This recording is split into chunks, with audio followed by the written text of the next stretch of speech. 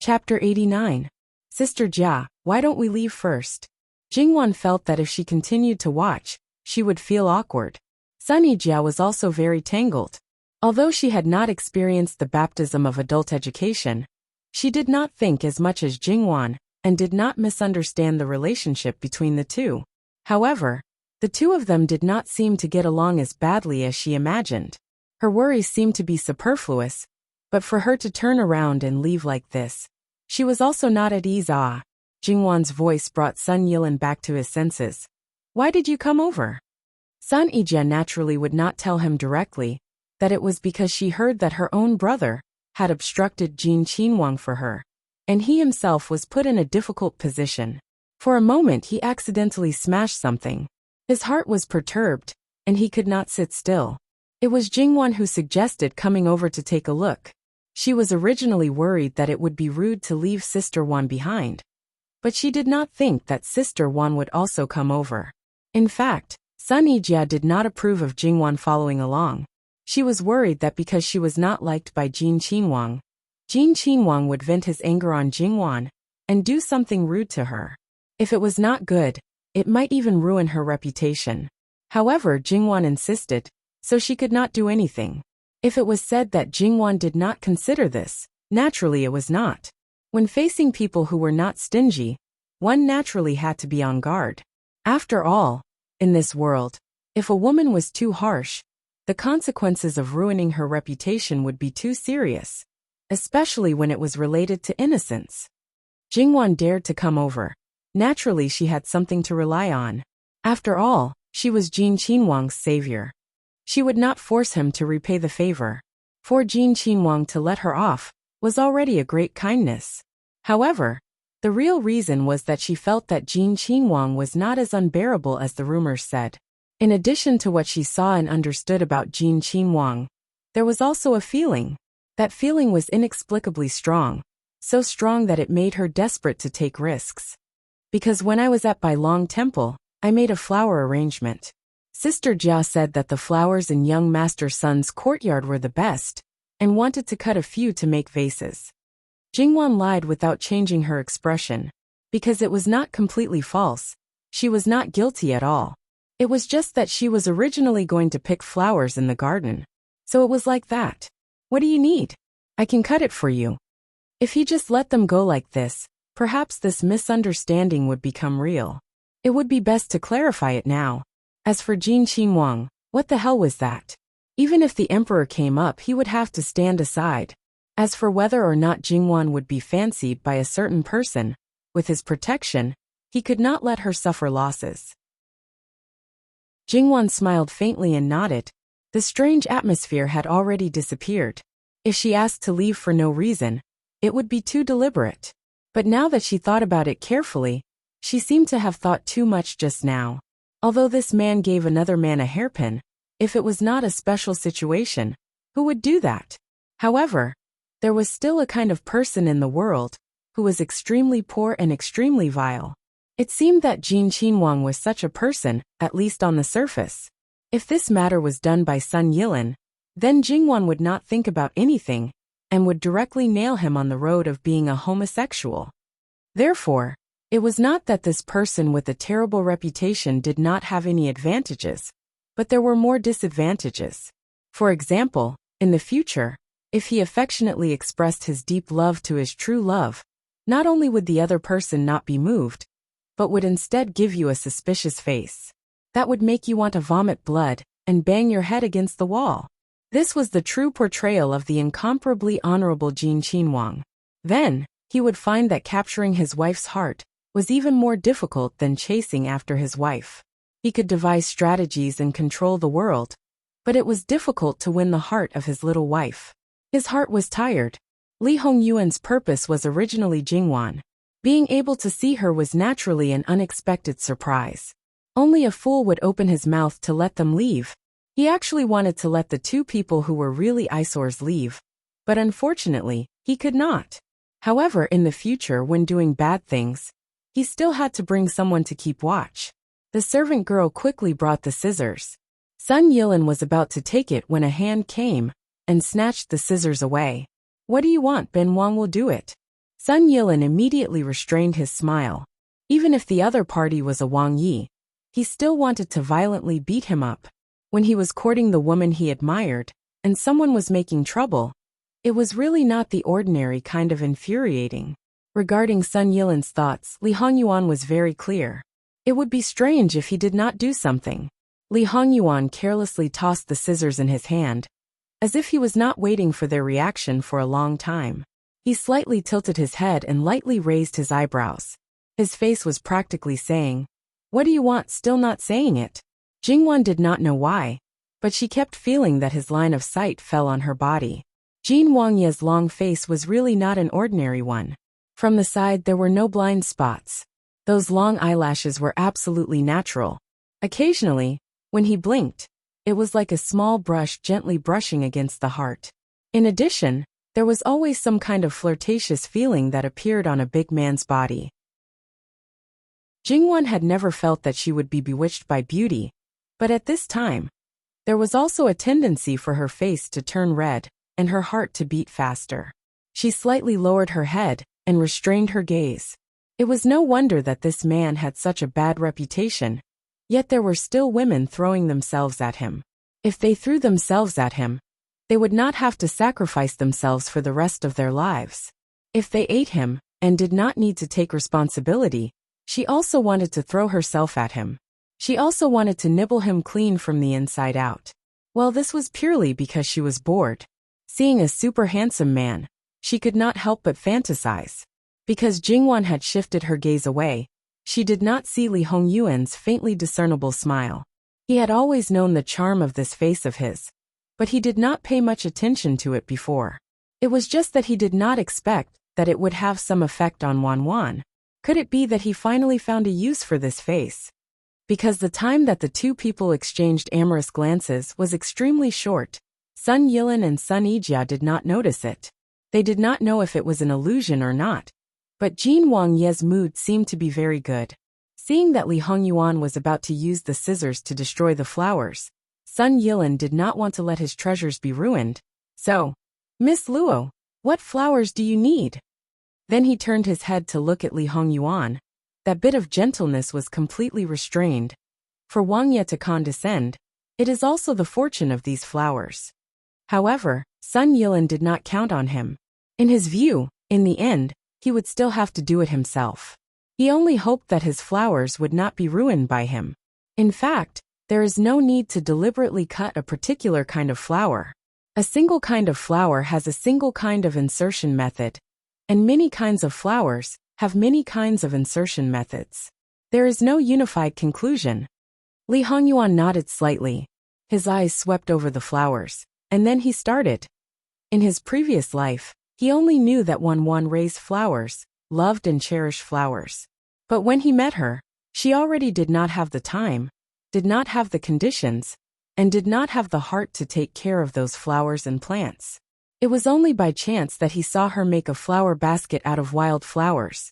It was clearly the most unremarkable thing, but in her hands, it was able to show the effect of attracting the attention of the world. At that time, from her body, he saw longing, a tenderness that had disappeared for a long time, and a trace of the most pure smile. Originally, he thought that Li Hongyuan was an expert in ruining flowers, but after he cut a few times, not only Sun Yilin, even Jingwan revealed a surprised expression. This Wangye's understanding of all kinds of flowers and plants seemed to be beyond their expectations. Whether it was the flower branches that he chose, or the method of cutting, it could basically be used to make a flower arrangement. It only needed to be trimmed the leaves and the like. Compared to the usual Li Hongyuan, in the midst of hundreds of flowers, he was calm and tranquil. That scene was really pleasing to the eye, and it did not contain any other emotions. If one did not pay attention to his face, even if it was the people who knew him best, they would not be able to recognize him at first glance. It was as if he was a completely different person. Sun Yilin half narrowed his eyes. There was no longer the previous gentleness, and it was dyed with sharpness. Raising flowers and plants could cultivate the mind and nurture one's nature. In the end, the current Jin Wangye was also privately raising flowers and plants. and being in the middle of a sea of flowers, he naturally calmed down. Or was the Jin Wangya that they knew was not the same person as him? Gong Mama, who was standing with the servants of Duke Dingfu not far away, had a completely different feeling from everyone else. The current Jin Wangya made her see the feeling when her own miss was tending to the flowers and plants. She had not been by Li Hongyuan's side for long. Although she knew that he let people raise a lot of flowers for miss, she had never seen him do it himself. Just like many other things, she had never learned him, but he was knowing without learning. He was interested in the country, but he seemed to value miss more than the country. In history, there were many monarchs who loved beauties, but there was no monarch who loved beauties more than the country. If one could only choose one, the one that was abandoned was often the beauty. Not only that, the beauty was often scolded as a femme fatale, an evildoer who brought disaster to the country. The more miserable therein, the better. Before Gong Mama left the capital for Qianfu, she had asked Li Hongyuan a similar question, because she did not think that the other princes had the ability to compete with him for the throne. How did he answer?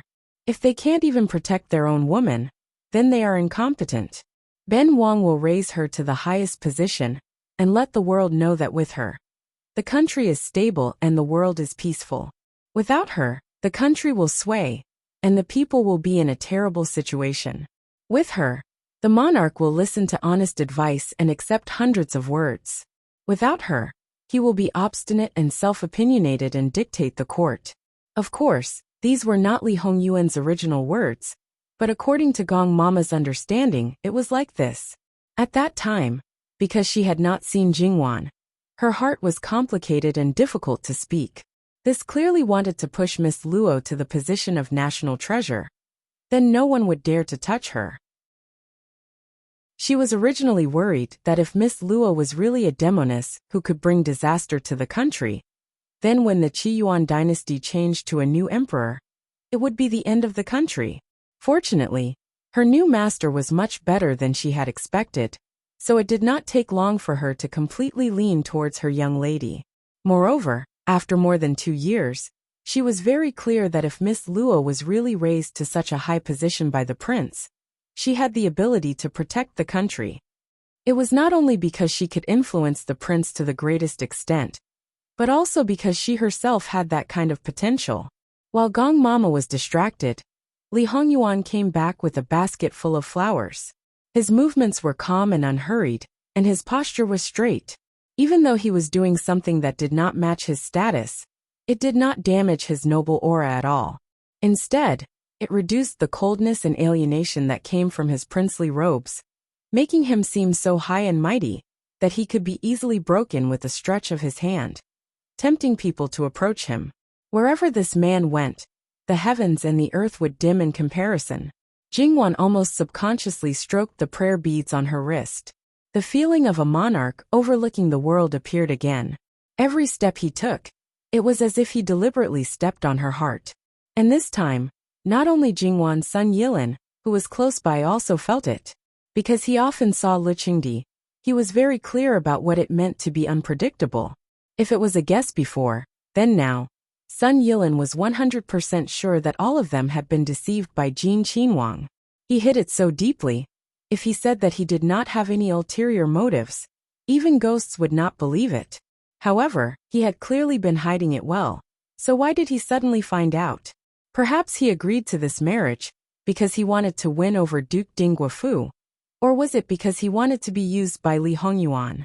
He originally did not approve of this marriage, and after Li Hongyuan was exposed, he disapproved even more.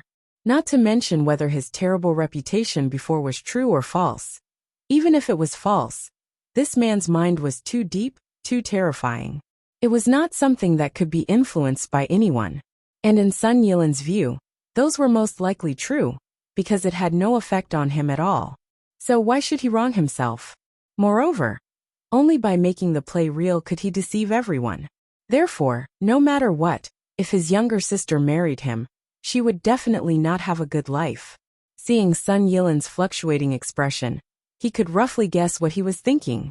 Li Hongyuan coldly snorted in his heart. He did not need Duke Dingguofu at all. What he needed was the Sun clan behind it. Not to win them over, but to destroy them, to split them up. Moreover, it was really embarrassing, but he had already started. Even if the masters of Duke Dingguafu found out now, it could not be salvaged. The only person present who knew Li Hongyuan's purpose was probably only the serious-looking Gong Mama, because she really did not know what to say.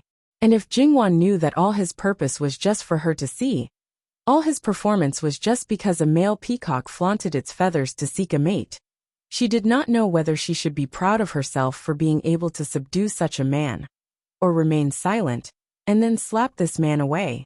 When Jingwan took the basket handed over by Li Hongyuan, to be honest, she was still a little out of sorts. But the deep education in her bones still made her salute without any hesitation. "Thank you, Your Highness." Her attitude was calm, neither servile nor overbearing. Li Hongyuan smiled gently. This was his Wan. She did not have a peerless appearance, a strong background, or various talents, but she was gentle, considerate, generous, open-minded, unyielding, grateful, and never complained. She was kind, but also had a clear distinction between love and hate. If she liked someone, she liked him. If she didn't like him, she didn't like him. She was not pretentious. How many people didn't like and cherish her? "Your Highness, can you not laugh?" It was too illegal. She had to admit that Jingwan felt that she seemed to have been inadvertently flirted with by this man again. But it really was inadvertent. "Jingwan, you're too naive." Seeing the harmonious atmosphere between the two, Sun Yilin suddenly felt a strong sense of danger. For a while he did not think of Li Hongyuan's true goal. He was worried that Li Hongyuan had become interested in Jingwan. In the eyes of some people, Jingwan did not meet the standard of beauty in Li Hongyuan's eyes, but Sun Yilin did not think so. The face was not the only standard to judge a person's beauty. If one had a good appearance, but did not have the bearing to support that appearance, it was all in vain. Sun Yilin subconsciously wanted to separate the two of them, but Li Hongyuan seemed to have eyes on the back of his head. He took a step to the side and turned to walk away. The charming atmosphere instantly disappeared, and everything seemed like an illusion. "Sun Yilin, didn't you want to treat this king to wine? Where is the wine? Take advantage of this king's good mood." "So everything you did just now was because you were in a good mood?" Sun Yilin hoped that it was only like this. Sun Yilin wanted nothing more than to quickly separate them, as far as possible. "Your Highness, please." Li Hongyuan looked at Sun Yilin with a smile that was not a smile. There seemed to be a deeper meaning in his eyes. Jingwan did not see this expression of his, but it fell into Sun Yilin's eyes. His heart skipped a beat. Anything could happen when one was drunk. The servant girls took the wine and prepared the dishes. Without needing Sun Yilin's orders, they all moved to a small pavilion in the courtyard. "Older sister Jia, let's go." It seemed that there was nothing wrong, and the excuse had been achieved. There was no need to continue staying here. "Younger sister Wan, there's no rush. Didn't I say before that I wanted to learn how to cultivate flowers from fifth brother? He's not a qualified teacher. How about you tell me again now? You don't have to tell me too much. Just tell me about the habits of the flowers in fifth brother's courtyard." Sunny Jia held Jingwan's hand. Jingwan saw that her line of sight always seemed to glance at Li Hongyuan and Sun Yilin. How could she not understand her intentions? Jingwan readily agreed. From the moment they entered, Jingwan discovered that there were many varieties of flowers and trees in Sun Yilin's courtyard. Moreover, it could be seen that they were all carefully cultivated and taken care of very carefully. Even if Sun Yijia's purpose was not here, Jingwan was not perfunctory. No matter what kind of flowers or trees she introduced, she was very careful and attentive. She used words that Sun Yijia could understand as much as possible. It was concise and comprehensive. Even if Sun Yijia was distracted at the beginning, she was gradually attracted over. From time to time, she would ask 1 or 2 questions. Jingwan told her everything that she knew. Moreover, these questions were not difficult for her at all. In the pavilion over there, the moment Sun Yilin saw the truth, he knew that his skills were not enough in Jin Qin Wang's eyes. What is Wang Ye's intention? Li Hongyuan held the cup and took a small sip. He carefully tasted the taste. It's not bad. He raised his head and drained it in one gulp. Wang Ye is quite assured of this official. Are you not worried that this official will tamper with the wine? Li Hongyuan faintly glanced at him. Are you that stupid? In the past I naturally would not. But now it's different. Wang Ye's threat is too big. Paying a little price to get rid of future troubles, why not? Pay a little price. Sun Yilin, in your opinion, how big is this price? Then Ben Wang will tell you, Dingguogong Fu Sun Clan, the Empress Li Hongyi, and all the officials who support him. 9 generations will be exterminated. Li Hongyuan smiled and downplayed the bloody matter. Sun Yilin's face was cold as he stared fixedly at Li Hongyuan. https://www.bicken.com/11/11807/6652972. HTML chapter error. Click here to report, exempt from registration. We will deal with it as soon as possible. After reporting, please wait patiently and refresh the page. Please remember the domain name of this book, www.bicken.com. Bikago mobile reading website, m.bicken.com. Chapter 90. Why? Sun Yilin still did not give up and asked. It seems that you believe it. Li Hongyuan played with the wine cup and looked at Sun Yilin with a smile that was not a smile. Then he put the wine cup on the table and tapped his finger on the table. Facing this living king of hell, who did not walk the normal path. It was really not an ordinary kind of tiring.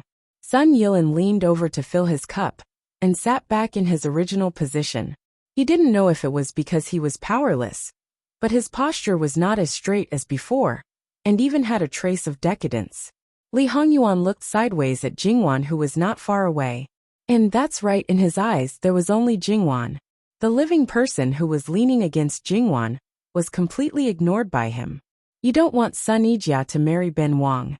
That's right. Ben Wang doesn't want to marry her even more. What does Wang Ye want to do? My younger sister is already like this, asking Wang Ye to be merciful. Perhaps he knew that in front of Li Hongyuan, excessive emotions would not be of any help. Not only that, it was easy to lose his reason and fall into a disadvantage. So he gradually calmed down. If your Sun family had 2 more people like you, or if you were in the position of Duke Ding, even if Li Hongyi is an idiot, he would not be at a disadvantage in the process of competing with Li Hongming. Of course, the current you is not enough. You have to hone yourself for 2 more years. The Empress has contributed greatly to Li Hongyi being where he is now. That woman is top-notch in terms of tactics and shrewdness. But the fatal point is that her ambition is too big. A woman who wants to raise her son to be a puppet and rule the world herself often does not have a good ending. Li Hongyuan was still looking at Jingwan and thinking about Jingwan. But he was able to multitask and said casually. Sun Yilin, who had calmed down again, was shocked again, but he did not rush to refute his words. Even if he was her maternal family's nephew, he was still a foreign official, and couldn't even see the Empress's aunt once a year. In the end, it was hard to say what kind of person the Empress was. However, if what Jin Qinhuang said was true, their Sun clan would be in danger. That's right, it wasn't just Dingguogong Fu. Once this matter was known by the Emperor, even if it would shake the foundation of the country, even if it would cause him to be labeled as a tyrant, he would not hesitate to massacre the entire Sun clan. The Empress is a smart woman. Naturally, she won't let others easily discover her ambitions. Among the people around her, probably only Li Hongyi can sense it. But Li Hongyi needs her, so naturally, he won't do anything to harm her. And for the same reason, she didn't completely restrain herself in front of Li Hongyi. Sun Yilin really wanted to say, you know it too. Moreover, he was able to know such a secretive matter. He was simply omnipotent. What does your highness want me to do? Why do you think Sun Yijia is very miserable now? Maybe she thinks she's doing very well now. Sun Yilin no longer expected Li Hongyuan to be able to speak properly. Li Hongyuan was always not on point. However, his words still caused Sun Yilin to ponder deeply. Ever since his younger sister's face was disfigured, her temperament had changed a little. But thinking carefully, she didn't become gloomy. Instead, she seemed to be more energetic.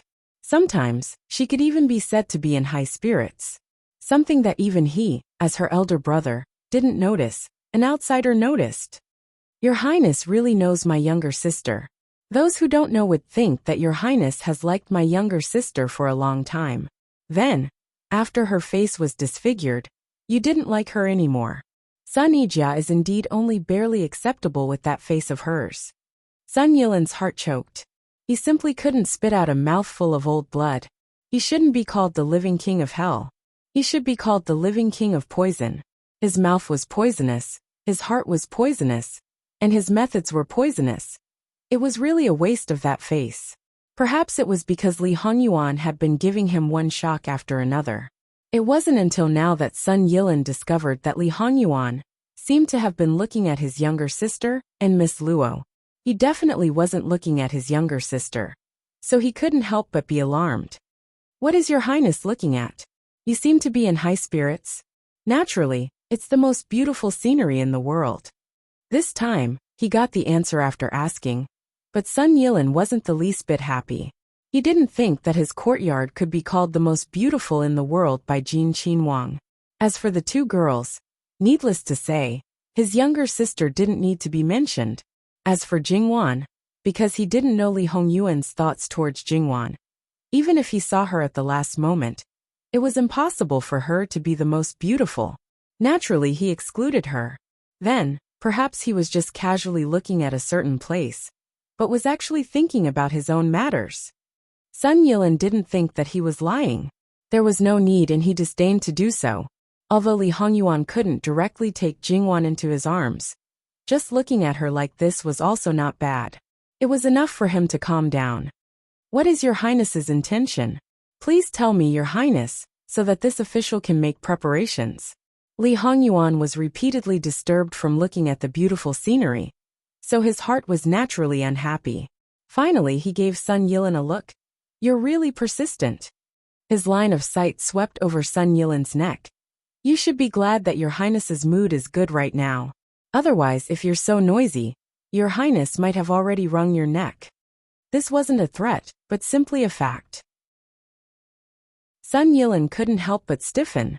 As if he had whetted Sun Yilan's appetite enough, Li Hongyuan finally showed great mercy and opened his mouth. Benwang doesn't need you to do anything. You can do whatever you think you should do. As for the reason why I let you know these things, it's better that you don't know. If you know, in case you do something irrational, Your Highness might be unhappy and end your life. No matter what, you're still considered a talent. If you die before you can benefit the common people, it's more or less a pity. A male peacock letting another male peacock teach him how to be strong and beautiful. If it wasn't courtship, then wasn't it obvious what it was for? A maidservant came and respectfully saluted. Your Highness, Gongzi, Prince Kong has arrived. Li Hongyuan picked up the wine on the table and drained it in one gulp, then casually threw the cup back on the table. Li Hongyi is worried that Your Highness will eat you up. He came quite quickly. It seems that he really values you. You're appreciated by Fu Huang, and you're also brimming with talent. You're the minister he reserved for his future backbone. If you're ruined by Ben Wang, he would indeed feel distressed. However, since he dares to go against Ben Wang, I don't know if he's prepared to pay the price. Why is he going against you? It's clearly you who started it first. Knowing that Prince Kong was coming, Sun Yijia was naturally relieved. Although she felt that if Prince Jin really wanted to do something, even Prince Kong wouldn't be able to stop him. But now, Prince Jin would restrain himself and wouldn't do anything too excessive. Thus, she pulled Jingwan and left with the basket of flowers. His wife couldn't see. Li Hongyuan couldn't help but sigh with regret in his heart. Already faintly seeing the figures of Prince Kang's party, Li Hongyuan suddenly made a move. With one hand, he took off Sun Yilan's crown, and with the other he tore open his clothes. Probably because they didn't expect that Li Hongyuan would suddenly make such a move. The servants at the side were so shocked that their mouths were wide open. And Sun Yilan was also somewhat stupefied for a moment. But when he saw Li Hongyuan casually throw away the crown, his fingers seemingly brushing past his collar, and then there was Prince Kang's furious roar. Li Hongyuan! Sun Yilan instantly returned to his senses, watching as Li Hongyuan indifferently withdrew his hand and sat back with a calm expression. With one hand propped up on the table, the other hand gently smashed the cup. His appearance was lazy, but his eyes were particularly gloomy and cold, as if he was really unhappy because he was disturbed. He was also really unhappy, but the reason for this was unknown. Sun Yilin could be considered to have seen with his own eyes this man's temperamental temperament, as well as the viciousness in his bones. Expressionlessly straightening his clothes, he glanced at the broken crown on the ground and stood up. Then, just as he turned around, he bumped into Prince Kong face to face. He saw that Sun Yilin's clothes were disheveled, his fine black hair was loose, his face was cold, and his eyes were indifferent. There was no trace of the usual gentle and graceful young master's appearance. Greetings to Prince Kong. This official has been disrespectful. Please allow this official to tidy up. How could Prince Kong say anything else? He hurriedly waved his hand to let him leave. When Sun Yilin entered the room, Prince Kang's anger completely exploded. Li Hongyuan, what do you want to do? Those lowly commoners can't satisfy you. So you extend your hands to Yilin? You're willing to degrade yourself, don't cherish your reputation, and go against morality and morality. It's fine, but you still want to stain Yilin with dirty water? Do you think that you can do whatever you want just because you have Imperial Father's support? This prince is telling you, if you dare to touch a single finger of Yilin, this prince will definitely not let this matter rest even if Imperial Father severely punishes you. Prince Kong, your voice was so loud that even the people outside the courtyard heard it clearly. Inside the room, Sun Yilin's face darkened. He really wanted to grab Prince Kang's collar and shake him hard. Pig brain. Originally only a few people knew about it. Did he want everyone to know about it? Originally, there was nothing, so this nothing would become something. He was afraid that it wouldn't be long before the capital would be flooded with all kinds of erotic poems, songs and stories, all about splitting peaches and being gay. Although they wouldn't name names, but his and Jin Qinhuang's status was there. Anyone who saw it would involuntarily associate it with them. And some people who walked outside the courtyard simply couldn't wait to clap their hands and cheer.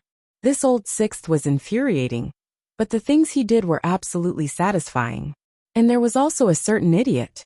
Continued to shout, continued to scold even more harshly. It would be best if you completely enrage old sixth. Li Hongyuan raised his head to look at this Li Hongyi. He didn't say anything and didn't move. That gloomy gaze made Li Hongyi somewhat fearful. What, did Ben Wang say something wrong? Li Hongyi resisted the urge to retreat.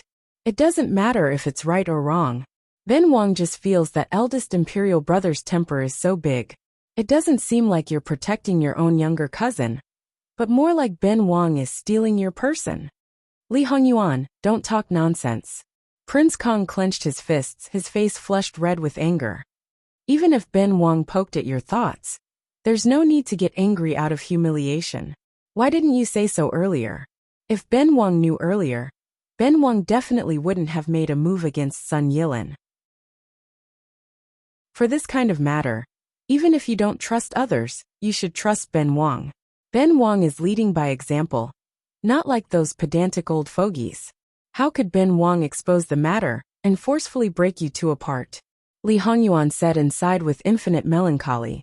After tidying up, he resumed his gentle as jade appearance. However, when he heard Li Hongyuan's words, his face cracked a little. As for the people who came in from the outside, Li Hongyuan mostly had an air of hostility and looked at people with his nostrils. If there was no need, he would never open his mouth.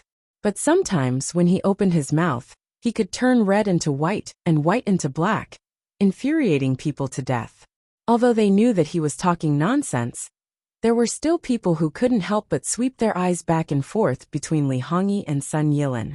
Thinking about all the things that happened in the past, Jin Wang's words didn't seem to be completely fabricated.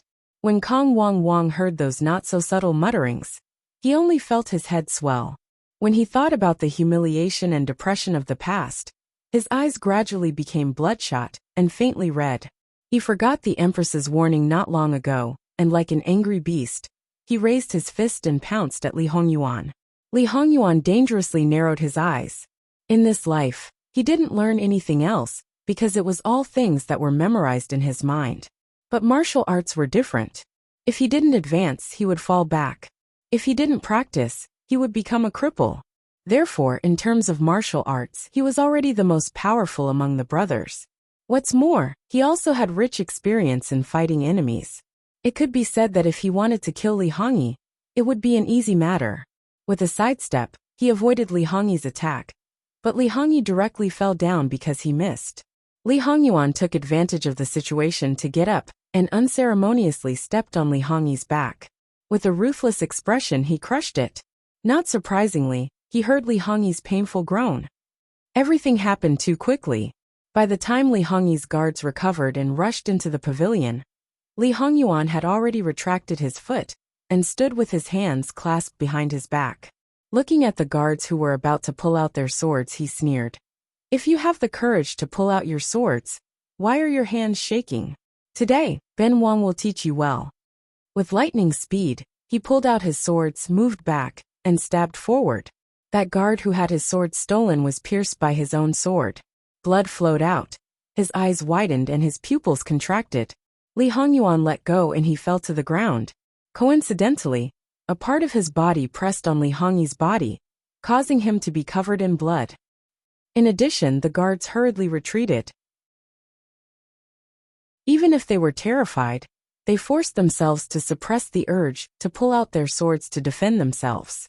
If they dared to do so, not to mention whether they could beat Jin Qinhuang or not, even if they didn't die on the spot, they would undoubtedly die afterwards. Not only that, they would also implicate their families. Not to mention that Li Hongyi was frightened. Even the people who were watching the excitement were shocked by Li Hongyuan's ruthlessness. Without any warning, he took a life. Who among them hadn't had their hands stained with blood and human lives?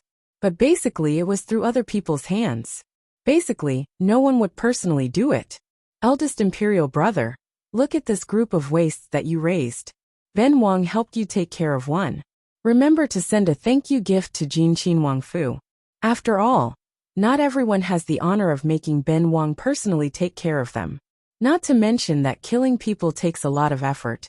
It also dirties Ben Wang's hands. Li Hongyuan looked at the bloodstains on his hands with a face full of disgust. The words that came out of his mouth were really not the usual shameless. And Mu Gonggong, who originally no one noticed, came out in time to make his presence known. He trotted into the pavilion and put a snow-white silk handkerchief in Li Hongyuan's hand. Then he stood to the side with lowered eyebrows. Originally, he returned to Jin Qinhuang Fu with the Qinhuang honor. After learning that Li Hongyuan came to Dingguo Fu, he rushed over with the carriage. When he heard that his master had Sun Yilin accompany him to drink, he could only secretly sigh. Sure enough, if he didn't cause some trouble, he wouldn't be their family's wise and powerful Jin Qinhuang. Then he saw Kong Qinhuang, who hurriedly entered Dingguo Fu, and then Rui Qinhuang, Gong Qinhuang, and the others who came to watch the excitement, so he followed in. Li Hongyuan wiped very carefully, but after all, it was just wiping, so naturally it wasn't too clean. Then, Sun Yilin also entered the pavilion with a maidservant carrying water. Seeing the maidservant's shivering appearance, the water in the basin rippled. Sun Yilin personally took it. Wang Ye, please wash your hands. Li Hongyuan saw that his face was a little green, but he still held the basin steadily. The current Sun Yilin hadn't seen this kind of scene. Li Hongyuan looked at him with a smile that wasn't a smile, slowly soaking his hands in the water to wash. Compared to eldest imperial brother, Yilin really admires Ben Wang more, right? Wang Ye is joking. He put down the basin and picked up the handkerchief. Do you need this official to help Wang Ye wipe his hands? TSK, he counterattacked so quickly. Did he find out that he resisted physical contact with him? So he deliberately wanted to disgust him? He didn't respond to his words, nor did he take the handkerchief. Instead, he reached out to the side and put a silk handkerchief in his hand. Ben Wang isn't used to using other people's things. Sun Yilin indifferently put the handkerchief down and looked at Li Hongyi's guards. Why haven't you helped your master into the room? Previously, he had already ordered people to invite the Fu's doctor and sent someone to invite the imperial physician. A Qinhuang was injured. No matter whether it was light or heavy, they couldn't be the slightest bit careless. Sun Yilin wanted to turn a big problem into a small one. Li Hongyuan threw the silk handkerchief to eunuch Mu. Without saying a word, he flicked his wide sleeves and walked out of the pavilion. The crowd of onlookers subconsciously made way for him, not only because of the blood on his body, but also because of the strong evil aura. The two brothers fought. Although Qin Wang Kong was the one who attacked first, he was also the one who was injured. Therefore, this matter wouldn't end so easily. In the end, they still needed to see how the Qin Wang Kang's injury was. Moreover, when Li Hongyuan had a good relationship with Namfeng, it would be officially put on the table of Emperor Le Qingdi. Li Hongyuan didn't care about the consequences. He directly returned to the prince's mansion, took a bath and changed his clothes. Then he asked, "Did Wanwan go back to the Luo family?" After what happened in Ding General Manor, even if it was hidden, Sun Yijia wouldn't be able to hide it from her brother's attention. With Jingwan's keen senses, even if she didn't know what happened, she would know that something had happened. Naturally, she wouldn't stay for long. Replying to Master No. "Prepare the carriage. This prince wants to see her."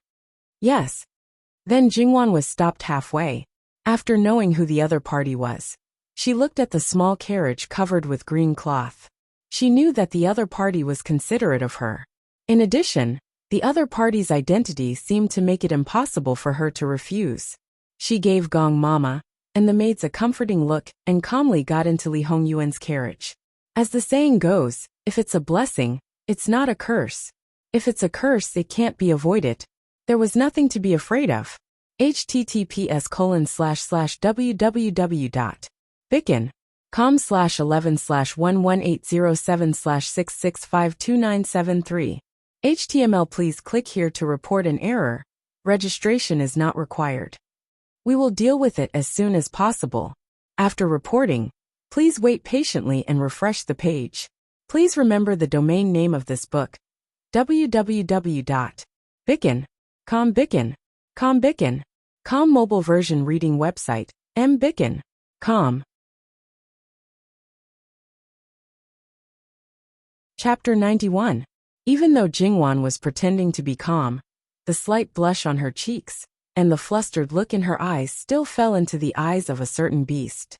Not to mention that he was already experienced with age and had a pair of discerning eyes, he would naturally not pay attention to people he did not care about. As for the person he cared about the most, Li Hongyuan did not even have to think to know what Jingwan was thinking about. After all, Wanwan was a young lady who had never experienced love before. Even if she was a mature and experienced person, it would be strange if she was the same in this aspect. Taking advantage of the moment when Jingwan lowered her eyes to greet him, Li Hongyuan could not help but smile. He clenched his fist and placed it by his lips to prevent himself from laughing out loud. However, when he saw Jingwan's rosy little face, he really wanted to pull her into his embrace and take a few bites of her. As some thoughts started to stir again, Li Hongyuan's eyes became increasingly deep and serene. At this moment, Li Hongyuan did not say "get up," and Jingwan remained in her original state. Li Hongyuan looked at her quietly and saw that the blush on her face had disappeared and returned to its natural pink color. She did not have any makeup on her face, and her lips were very beautiful and tender. Li Hongyuan rubbed his lips and recalled the delicious taste that he had plucked from her lips in his previous life.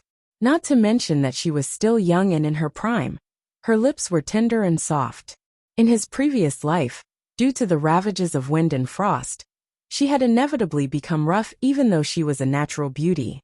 Even though her lips were a little chapped, the taste still made his heart palpitate. In his previous life there were many beautiful women, of all shapes and sizes, but at most he would stop after tasting them. This was probably because Shangxin had triggered the deepest feelings in him. Perhaps at that time, he had already completely fallen into her hands. He might have resisted at the beginning, but when he allowed himself to sink into her, she was gone. When they met again, Jingwan heard what sounded like a painful groan from Li Hongyuan, and instinctively lifted her eyes to look at him. She saw that he was frowning and clutching his chest. His breathing was a little heavy, but his eyes were fixed on her like a wild beast that was ready to pounce. Jingwan could not help but take a step back. She did not know if this action had angered him, but Li Hongyuan suddenly stood up, grabbed her wrist, and pulled her into his embrace before returning to his original seat. "Your Highness!" Jingwan exclaimed. Perhaps she was subconsciously apprehensive about the current situation, but she subconsciously lowered her voice and pressed her hands against Li Hongyuan's chest. Feeling Jingwan's resistance and struggle, Li Hongyuan's arms tightened. "Wan, you still want to leave me, you still want to leave me. I'm telling you, I won't allow it. I definitely won't allow it." There was a strong possessiveness and an unspeakable fear in his voice. Jingwan thought of the night he was injured. He was also like this in a daze. She knew that it was not wise to go against him at this time, so she obediently waited for a while. After hesitating for a while, she reached out to pat his back. "Your Highness, calm down. This subject's daughter is not. Don't talk, let me hold you for a while." Every time Li Hongyuan thought of his past life, Jingwan's tragic death, he would go crazy. Now that Jingwan was here, he quickly regained his senses. It was not like before, when the people by his side always had to suffer. However, she was already in his arms. Even if a certain person came back to his senses, he would not let go so easily. This was her boss. Jingwan knew that she could not afford to offend him. If things got out of hand, she would be the one to suffer. So she obediently let him hold her.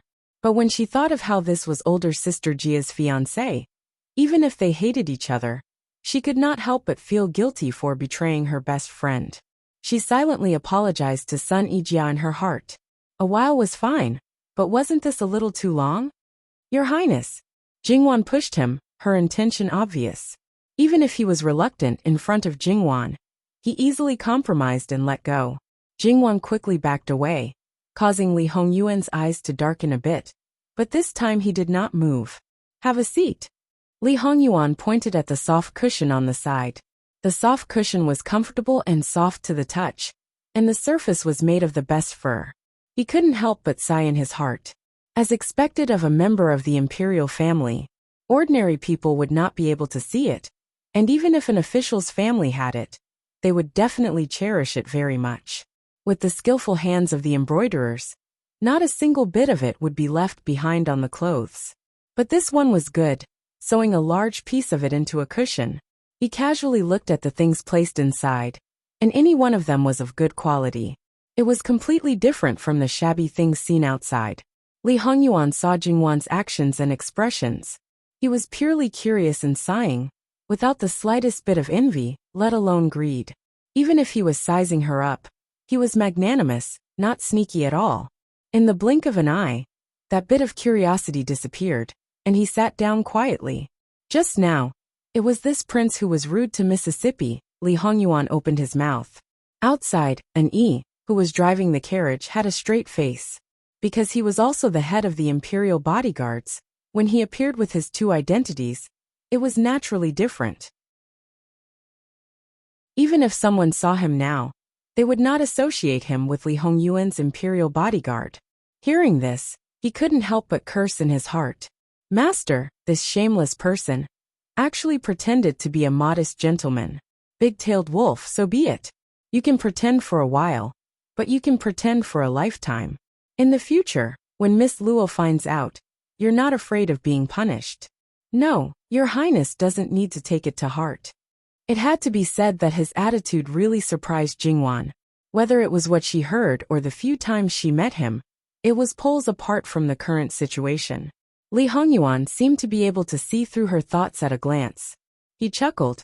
After all, you are this prince's savior. Jingwan was startled, not only because of Li Hongyuan's words, but also because of that smile. It was simply a blooming peony. Although it might be an ink peony, it was also the most luxurious, the most rare, and the one that was unbelievably beautiful. Li Hongyuan relaxed his body and calmly leaned back. His expression was languid, but there was also a bit of charm. Jingwan's lips and teeth slightly opened, spitting out two words, evildoer. Li Hongyuan didn't hear what she said clearly, but from the shape of her lips, he could more or less guess it. What did Miss Luo say? Ah, nothing. I don't know what instructions Your Highness has for this subject. Li Hongyuan's line of sight fell on Jingwan's neck. How is Miss Luo's injury? Jingwan subconsciously reached out to cover her neck, But seeing Li Hongyuan's calm and upright expression, as if he really was just concerned about her, and didn't have any other meaning, Jingwan felt that she overreacted. Her face reddened and she put down her hand.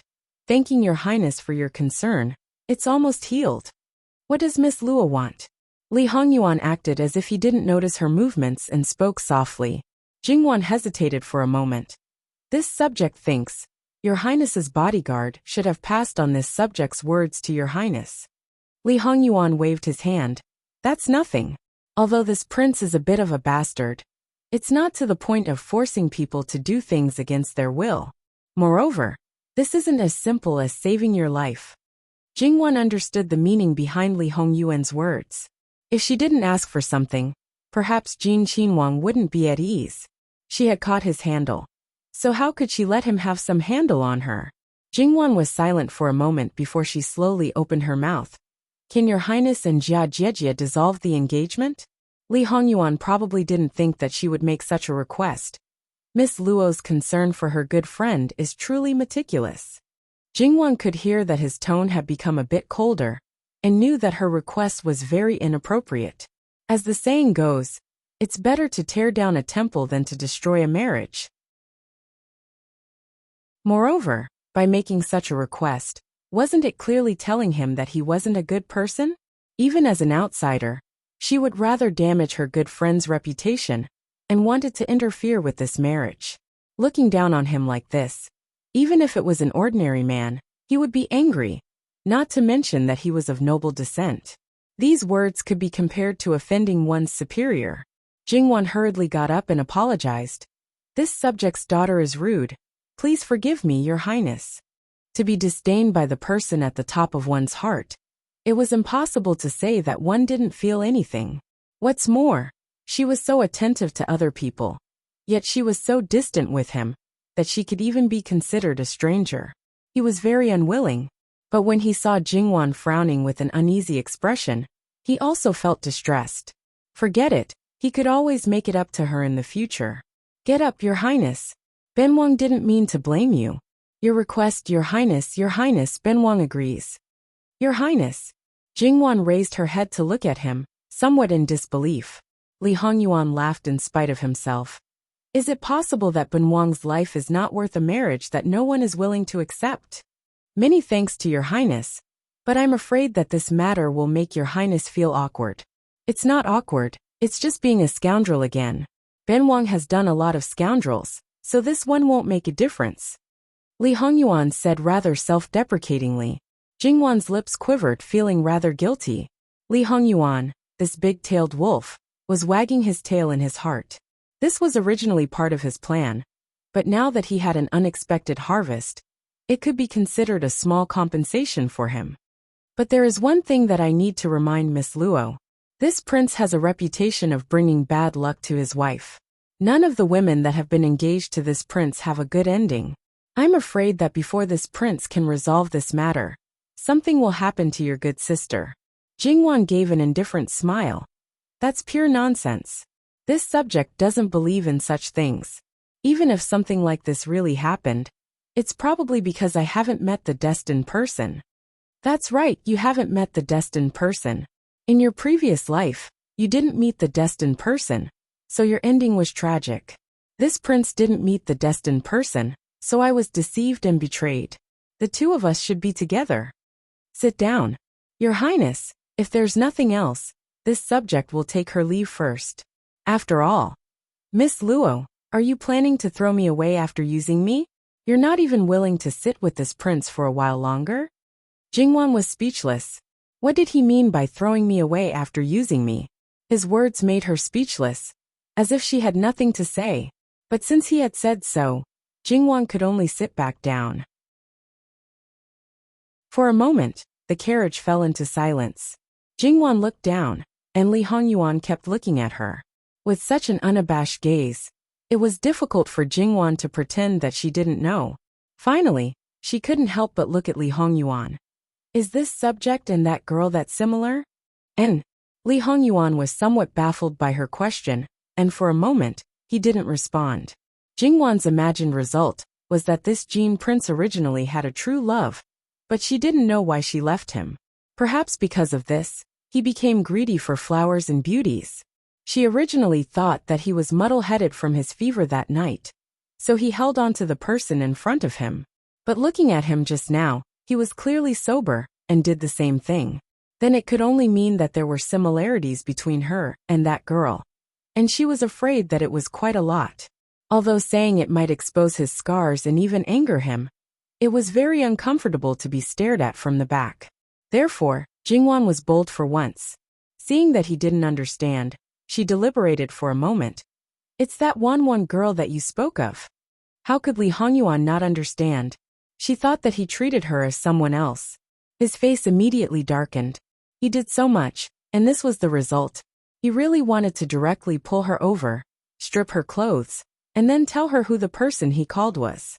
Jingwan felt that she might have lit a barrel of explosives. Jean Prince seemed to want to strangle her. Jingwan was vexed. How could she be muddle-headed and dare to stroke the tiger's whiskers? Was it because the man in front of her was too peaceful? Or was she relying on her resemblance to his sweetheart? Relying on the fact that she was his savior? In fact, Jingwan herself didn't realize that she had always been a cautious person. But on Li Hongyuan's matters, she was bold more than once. Wang Ye, calm your anger. Who told you that? Li Hongyuan said through gritted teeth. Is it not? Jingwan weakly asked. Li Hongyuan was choked by her. It had always been him choking others. Was Jingwan here specifically to subdue him? In fact, Jingwan couldn't be blamed for thinking this way. There was no way to explain this matter. Shut up for Ben Wang. Jingwan obediently did as she was told. After all, this living king of hell only told her to shut up, and didn't directly strangle her to death. This was already very benevolent. Li Hongyuan frowned and fiercely closed his eyes, covering his eyes. Jingwan didn't expect that this insufferably arrogant man would be in so much pain. Sure enough, no matter how ruthless and dark a person was, there would always be a soft side to his heart. After Li Hongyuan moved his hand away, he had already recovered his calm. He only faintly looked at Jingwan. Jingwan pursed her lips. This subject's daughter is very sorry. Sorry is enough? Since Miss Luo feels this way, why don't you compensate Ben Wang with yourself? Li Hongyuan coldly said. Wang Ye, please have some self-respect.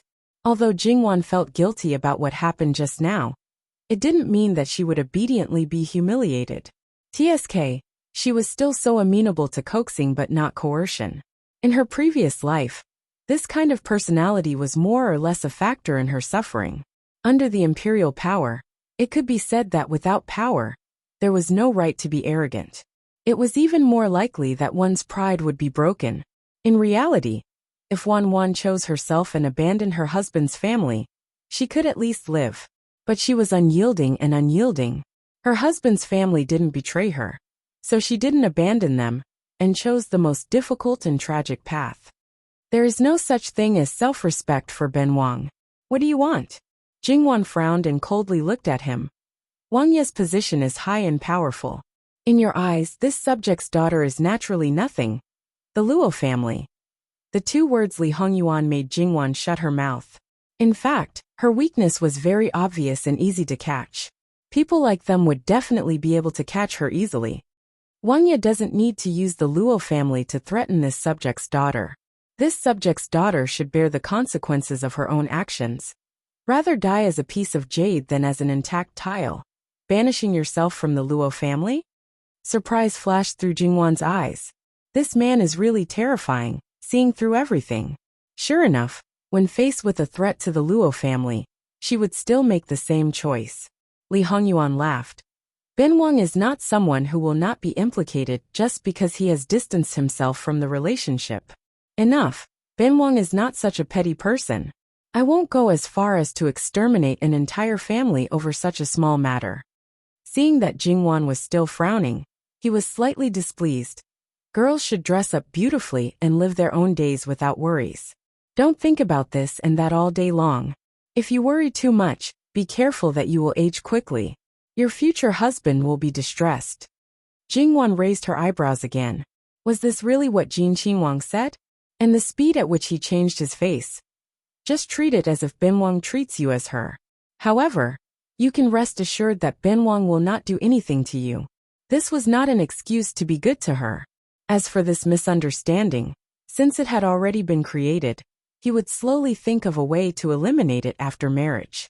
In any case, at that time, the person would already be in his mouth. There would be time to grind with her, time to let her see the truth clearly. You can go back early. Jingwan only felt that Jin Qinwang's attitude was a bit strange. It was really like what he said, treating her as her. But she felt that it was not the case. However, being alone with a man for so long was indeed very inappropriate. Since she was allowed to leave, Jingwan also did not stay for long. Chenu will retire. Annie very perceptively lifted the curtain from the outside and put a stool next to the carriage. He respectfully asked Jingwan to get off the carriage. After getting off the carriage, Jingwan looked back at Li Hongyuan. Li Hongyuan sat upright and nodded at her with a faint smile. His eyes were faintly gentle, but it did not seem like he was looking at others through her. Seeing that their family's young lady had finally come down, Gong Mama and the servant girls hurriedly went up to greet her. The servant girls' faces were full of anxiety. Seeing that Jingwan's complexion was not very good, they thought that something had happened. Gong Mama slightly frowned. Because the two carriages were far apart, she could only faintly hear some things, and could not connect all the things together. Young lady, it's nothing, go back. Jingwan waved her hand. Seeing that she did not want to say more, Gong Mama also did not ask anything. She just looked at Li Hongyuan in the carriage from a distance. A long time after Luo family's carriage left, Li Hongyuan was still sitting there, not saying a word. He did not speak, so Annie could not do anything, just like a shadow. In fact, when Annie heard Jingwan's words, he slightly sympathized with his master. Annie, are you thinking that this is the retribution for Ben Wang's usual evil deeds? Annie was shocked into a cold sweat. This feeling of being seen through in an instant was really terrifying. This subordinate does not dare return to the Fu. Yes, returning to Jin Qinwang Fu, Mu Gonggong told him two things. First, Chen family's third branch had arrived in the capital. Second, Kong Qinwang had entered the palace. Wan, you're going to get engaged? Although this was a planned matter, his heart was still very unhappy. https://www.bicken.com/11/11807/6652974. HTML chapter error. Click here to report. Exempt from registration. We will deal with it as soon as possible. After reporting, please wait patiently and refresh the page. Please remember the domain name of this book. www.bicken.com. Bikaga mobile reading website, mbicken.com. Chapter 92. When Jingwan returned to the Luo family, she had already regained her calm. She didn't know what Jin Qinwang wanted to do, but she could only do what she should do. If something happened, then she would deal with it accordingly. If she couldn't deal with it, then perhaps she should just wait for someone to deal with it. Jingwan didn't take the initiative to talk about it, so Gong Mama also didn't ask. Even if Jingwan treated her as an elder, after all, there was a difference between master and servant. In addition, Jingwan herself had her own opinions. Even if she was worried, she would strictly abide by her duties and wouldn't ask about everything. She just repeatedly instructed the two servant girls accompanying her to keep their mouths shut and not mention a single word to anyone. The two servant girls also knew that this matter was related to their family's young lady's reputation, so they repeatedly promised Gong Mama. As for the coachman, Gong Mama just said a few words. Regarding this person, Gong Mama wasn't worried at all, because he was the living king of Hell's people. The arrival of the Chen family's third branch in the capital also meant that the marriage between Jingwan and Chen Jingmin was officially put on the table. When the Chen family came to the Luo family, after Chen Jingmin's elders saw Jingwan, there was no one who was dissatisfied. Such a young lady was simply outside of their expectations. Chen Jingmin's mother took off a bracelet on the spot and put it on Jingwan's hand. After that, the entire Luo family basically knew about this marriage. Perhaps it was because Luo Jingying had gotten a definite answer from her father. Her father had listened to her suggestion, and she would get what she wanted, so she was in a good mood. That was why she smiled at everyone she met. It was the kind of smile that came from the bottom of her heart.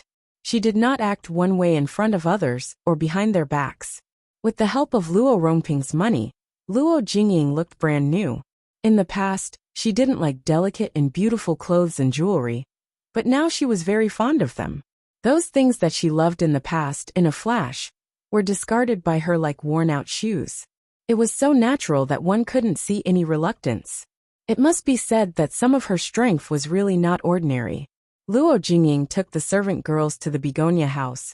Mimi congratulates third Jie here. Jingwan glanced at her from head to toe. Unlike Luo Jingying's expectation, she chuckled and said, "Congratulations to you too."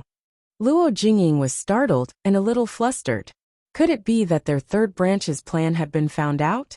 But thinking about it, it was simply impossible. Third elder sister really knows how to joke. Little sister doesn't have any good news. The third branch is harmonious. Third uncle treats fourth sister even better than before. Third aunt is also more virtuous and generous. Fourth sister is going to have a younger brother or sister. Isn't that a good thing? Jingwan said with some doubt. Even though Luo Jingying was in a good mood, her face cracked a little. She knew better than anyone the reason why the third branch could have a temporary peace. They were clearly poking her where it hurt. Luo Jingying was so vicious. She originally wanted to wait until she had a bright future and ask Prince Rui to support her third elder sister's husband's family. But it seemed that it was completely unnecessary. If she couldn't grasp the opportunity given to her, what else could she do? As for that slut, now that her father was protecting her, she could be arrogant for a while. When she and Prince Rui's matter was settled, she would slowly deal with her and the bastard child in her belly. Third elder sister is right. It is indeed a good thing. Jingwan smiled and nodded. Luo Jingying came happily and left angrily. She couldn't say anything now. Just wait and see. One day, Luo Jingwan will have to kneel and beg me. Fourth young lady is becoming more and more unruly. Qingju was outspoken. After Luo Jingying left, she couldn't help but twitch her mouth. Shut up.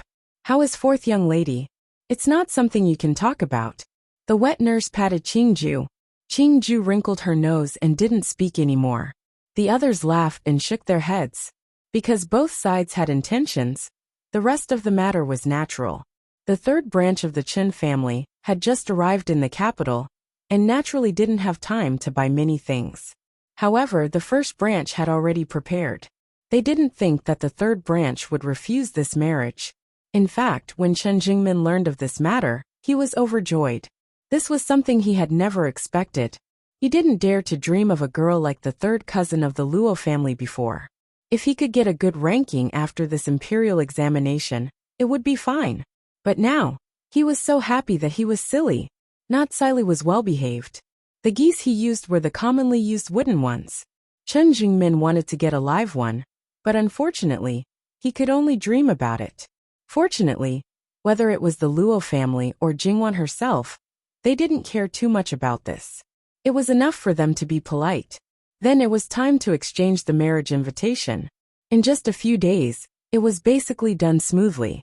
However, because Jingwan's coming-of-age hairpin ceremony had to wait until next year, whether it was Madame Luo, Luo Peishan, or even Jingwan's parents, they all hoped to keep Jingwan for 2 more years. Therefore, the wedding date was at least 2 years away. This gave Chen Jingmin some time to make some achievements. At least, the elders of the Luo family would be more assured to hand Jingwan over to him. He also thought so. A girl like his cousin needed to be pampered. He couldn't have nothing. When all these things were settled, Madame Luo also breathed a sigh of relief. Before, she still felt uneasy. It seemed that she thought too much. She didn't know if it was intentional or not, but Jingwan's engagement was done very low-key. Of the 3 best sisters she met after entering the capital, only Yuan Xiaoqiao knew some news from her mother. After all this kind of happy event, it was normal for relatives to know. The other 2 were completely unaware, especially Sun Yijia. Perhaps she faintly felt that Sun Yijia really wanted her to be her sister-in-law. These days, Jingwon even unilaterally cut off all contact with Sunny Jia. Fortunately, because of the trouble caused by Kang Qinwang, Jin Qinwang, and Sun Yilin, Ding Guogongfu was once again in the midst of the wind and waves. Sunny Jia was getting married next month, and had a lot of things to do. Jingwon hid it from her, so she couldn't go to the Luo family. The wedding date was still early. Embroidering the dowry, and so on could be done slowly. Therefore Jingwon went out. It was time to go see Yuan Xiaoqiao in Zhongshuang. As for Ding Guogongfu, it was not convenient to go for the time being. The love triangle between the three men, and how the court and the harem had become, Jingwon knew clearly from her grandfather, Luo Peishan. After Jingwon heard about it, there was only one word that could describe her feelings. Embarrassed. In her opinion, this matter was most likely caused by Jin Qinwang. If he really didn't care about men and women, he most likely wouldn't reach out his hand to Sun Yilin. What could be done? What could be done that would be disadvantageous to him? There was no reason for that kind of person to not be clear. Playing around was one thing, but if it was for real, then it was completely different. However, Jingwon always felt that it might not be just because his bad temper flared up. Doing something for entertainment, when he had nothing to do, was probably just to cover up his true purpose. But she also didn't hear her grandfather mention anything else in the court that was worth paying attention to. If Jingwon knew that Li Hongyuan's purpose was just to tie down the feet of one love rival, and let the other love rival smoothly get engaged with the girl at the bottom of his heart, what kind of expression would she have? Making such a big fuss, was it just to help the love rival? It should be said that Jin Qinwang really wasn't an ordinary person. His mind was treacherous, and he didn't act according to common sense. Even when she went to see the people who were recuperating, she didn't bring any medicinal herbs or the like. Those things the Luo family had already sent a lot of them over. Jingwon only brought a few pots of flowers and plants, as well as the rouge and face powder that she had made these days. There were also some skincare products, all of which were made with pure natural ingredients, so there was no need to worry about being poisoned. Jingwon first went to the Yuan family. Yuan Xiaoqiao's father was the director of the Ministry of Appointments, a fourth-rank official, in a local area, maybe a leader, but in a place like the capital, it really didn't count for much. However, the Ministry of Appointments was in charge of the appointment, dismissal, examination, promotion, transfer, and so on. Therefore, even if it was the lowest rank official in the Ministry of Appointments, there would still be a lot of people fighting over it. Didn't you see how when Jingwon and the others entered the capital, when eldest aunt came to visit, Lu Shi anxiously rushed forward to curry favor? Yuan Xiaoqiao's situation wasn't bad. Luo Peishan personally invited the imperial physicians from the imperial hospital, and with the medicine prescribed by Great Master Liaochen, her situation was much better than expected. Compared to before, her body might be a bit weaker, but it wasn't to the extent that she would become a pot of medicine that couldn't be exposed to the wind. As long as the broken leg was properly taken care of, there wouldn't be any hidden dangers. Wan, you finally came. I was almost bored to death in the room. As soon as she heard Yuan Xiaoqiao say the word die, her wet nurse hurriedly spat twice, telling her to stop talking nonsense. Yuan Xiaoqiao hurriedly responded and didn't say anything else. She turned around and stuck out her tongue at Jingwon. It seemed that because of this matter, she had been tormented in many ways. Jingwon saw that Yuan Xiaoqiao was so energetic that she was truly relieved. However, with Yuan Xiaoqiao's lively personality, she was afraid that she really was bored to death because she couldn't move her leg. Where's Aunt? Why don't I see her? Jingwon didn't see her from the moment she entered the Yuan family's gate. Yuan Xiaoqiao pursed her lips. I think you know about our family's situation. Isn't it because there's trouble over there? My mother is now serving her like an old maid, and my grandmother and the others are also complying with her in everything. I hope she can really give birth to a son, otherwise, she'll suffer afterwards. Yuan Xiaoqiao was so relaxed and didn't worry about her mother at all, because she knew that her father and grandmother treated her mother very well.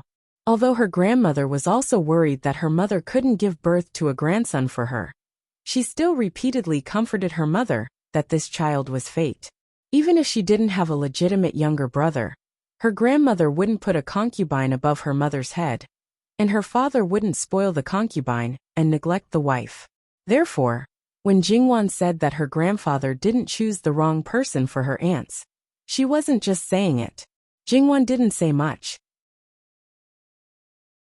In this kind of situation, as one of those lucky concubines and concubines, 9 out of 10 of them were arrogant.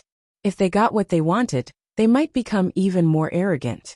However, if they met a powerful matriarch, it was equivalent to giving birth to a child, and there was nothing for her to do.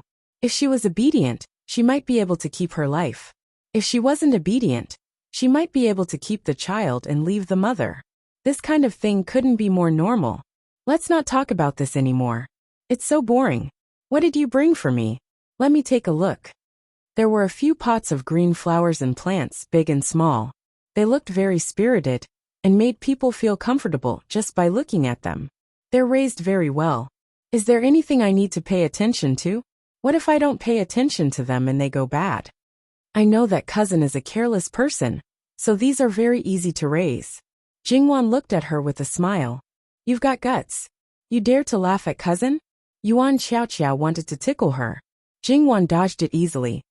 Cousin, you should wait until your leg is better before we talk about it. Yuan Xiaoqiao was so angry that she pounded the bed and said ruthlessly that when she recovered, she would definitely teach her a lesson. Jingwan saw that she was full of energy and stopped teasing her. Instead, she began to coax her and asked the servant to take out other things. Most girls would like these things.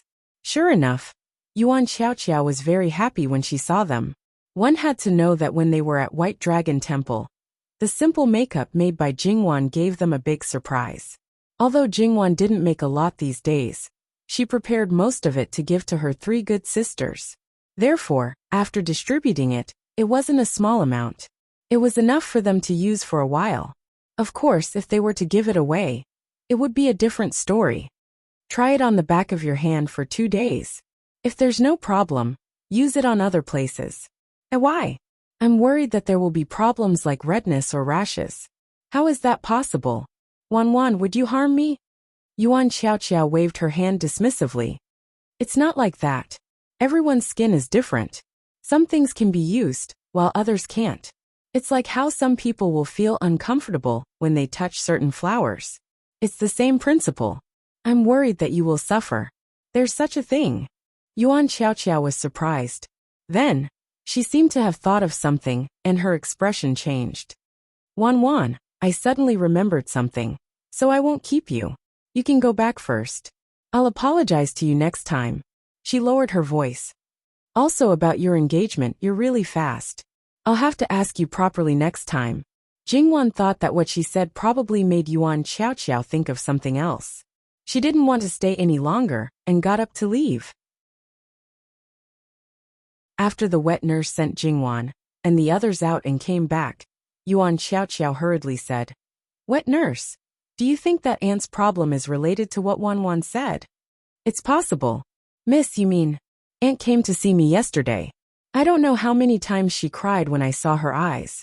My heart ached when I saw her. We all know what kind of person aunt is. She would never do such a vicious thing. Uncle's family actually made a fuss about divorcing her. If it's really like what Wan said, then everything will be solved. Then I'll go find old madam now and tell them about this matter. Okay, you can go, wet nurse. Jingwan left the Yuan residence and went directly to the Zhou residence. Because she had sent the invitation yesterday, although it was a little early, it wasn't considered rude. After learning that Zhou Shuang's eyes could actually see, there was nothing more joyous than this. Zhou Shuang's injuries weren't serious. At this moment, she wasn't lying on the bed like Yuan Xiaoqiao. Instead, she was sitting by the window with a smile on her face. It seemed that she was in a very good mood. Did something good happen? Jingwan walked up to her and teased. Jingwan, you're here. Come and sit down. Jingwan sat down and waved her hand in front of Zhou Shuang's eyes. Zhou Shuang grabbed her hand and said, I can really see. Zhou Shuang smiled sweetly. She didn't look like she was just happy because her eyes had a chance to fully recover. Can you tell me what good news it is? Zhou Shuang's face blushed. Well, there was no need to say anything. Jingwan had already guessed it. After a moment of hesitation, she wanted to share the good news with her friend. She leaned close to Jingwan and whispered, "He came to see me. He just left not long ago. Although he only said a few words outside, I'm so happy. Our family was originally discussing the marriage between me and the Lord Chancellor's son. Actually, things were almost done. Originally, I thought that because of my eyes, the marriage would probably be cancelled. I didn't expect that the second day after we came back, the Lord Chancellor's wife personally came and asked me to take care of my eyes. Today he came in person. He still doesn't know that my eyes are getting better. I originally thought that he was just like that, but now. Very good. This was a typical example of someone who didn't care at first, but was played the tender card when they were weak. After a few words of concern and a promise of never leaving, that little heart of hers began to beat rapidly. In an instant, she fell into the trap of love and couldn't climb back up. These little girls were actually quite easy to fall in love, and were also very gullible. It was just that she didn't know whether the Lord Chancellor's son was sincere, or because of the family's coercion, or because of the good reputation of being affectionate and righteous. Jingwan hoped that she could be the first. Otherwise, after the marriage, if the other party wasn't as good as she expected, she would definitely be more disappointed or even painful. A little hurt from the other party would be 10 times, or 100 times more painful. However, at this time, Jingwan naturally wouldn't pour cold water on her. Little girls who fell into the river of love were similarly unreasonable. If you said that the other party wasn't good, you might have ulterior motives. Perhaps, the other party would think that you were sowing discord and couldn't bear to see her well. Good sisters, good girlfriends who turned against each other because of a man, weren't there many? Perhaps she should take some time to talk to her wet nurse, and let them remind her at an appropriate time? However, these words really weren't suitable for an unmarried little girl like her to say. Jingwan suddenly patted her own head. Which woman in the inner courtyard wasn't sophisticated? Even if they hadn't seen the twists and turns of the inner courtyard, they had heard a lot of it. What else could they not think of? After reaching the same point, she no longer hesitated, and took out the gift for Zhou Shuang. In Gong Mama's opinion, her miss was good in every way, but sometimes she just loved to worry. And the things that she worried about basically wouldn't happen. With how much the prince cared about her, if she was unhappy, he would naturally help her get rid of the source of her unhappiness.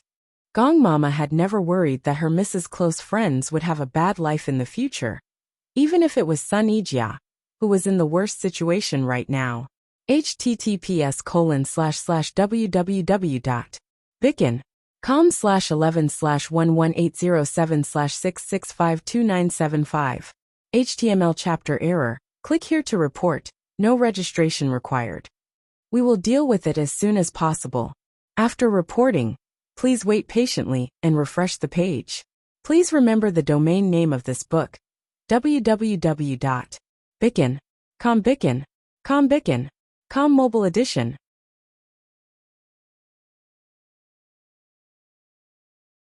Chapter 93. The Lord Chancellor's wife was able to visit the Zhou family on the second day. It was not necessarily because they were so loyal and righteous. It was also possible that someone was involved in this matter. Zhou Shuang took note of some of the precautions that Jingwan mentioned. She even asked Jingwan a lot of questions about skincare. When she was in Bailong Temple, although she was very interested in these, but because of her eyes, compared to Sun Yijia and Yuan Xiaoqiao, she was not so enthusiastic. Now that her eyes were just beginning to recover, she could not wait. The so-called, "a woman looks good for her lover," was not false at all sometimes. However, it was human nature to always hope that the person she liked could see her best side. Therefore, Jingwan did not hide it. However, it was one thing to talk about it, and another thing to do it. And as mentioned before, the method that was suitable for Jingwan might not be suitable for Zhou Shuang. Therefore, Jingwan also warned her to be serious. If she did not make herself more beautiful, but worse, the loss would outweigh the gain. However, thinking that the women here cared about their own appearance, there was no need to be too worried. They would not joke about their own faces, because the more they talked, the more time it would take. Therefore, Jingwon was directly asked to stay in the Zhou family for lunch. After all, Zhou Yingshuang was still recuperating. Jingwon was also worried that it would take a long time for her to be exhausted. Therefore, she left after lunch. However, she did not expect that on the way back, she met a tiger again. This time, it was not Li Hongyuan, but Sun Yilin. Compared to Li Hongyuan, Sun Yilin was much more courteous. He didn't even get off the carriage. He didn't want to attract too much attention and affect Jingwon negatively. His carriage also didn't have any insignia. It was next to the Luo family's carriage, but one was facing east while the other was facing west. Jingwon sat in the carriage. She was more or less surprised that Sun Yilin pulled her. "May I know what young Master Sun wants?" Sun Yilin was silent for a long time. It was so long that Jingwon thought that he could not speak. Then his somewhat hoarse and dry voice came. "I heard that Miss Luo is engaged." Jingwon almost didn't hear the last 3 words clearly. Her voice was hesitant, soft, and seemed to be mixed with a bit of disbelief. Jingwon was stunned. What was going on? When did she attract such a peach blossom? It wasn't that Jingwon thought too highly of herself and immediately thought of this. It was just that the current secular etiquette was like this. If it wasn't the girl he admired, as long as it was a man with a bit of education, he wouldn't ask another girl such a question in person. But obviously Sun Yilin's education was absolutely top-notch. To do such a rude thing, he must regard himself as extremely important. She couldn't help but think of the words that Sun Yijia said to her not too long ago. She wanted her to be her sister-in-law, and had mentioned Sun Yilin. From the looks of it, it wasn't Sun Yijia's wishful thinking. It was Sun Yilin who had such thoughts, and she strongly supported it. Jingwon fell into silence. The word love was the most difficult to understand. Logically speaking, Sun Yilin only admired her, and she didn't do anything to seduce him. There was no need to care about it. The problem was that he was someone she knew, and was the elder brother of her good sister. It was hard to ignore it completely. Miss Luo has a clever heart. I'm sure you understand my thoughts? Sorry. Jingwon paused and spat out these 2 words. Although it was a little cruel to directly cut off his thoughts, it was taboo to be clingy and ambiguous in this kind of thing. As the saying goes, if you don't make a decision, you'll be in trouble if you don't make a decision. If Jingwon's thoughts were messed up because such an outstanding man adored her and deliberately left him hanging, not only would it be disrespectful to Sun Yilin, but it would also be disrespectful to Chen Zhengmin.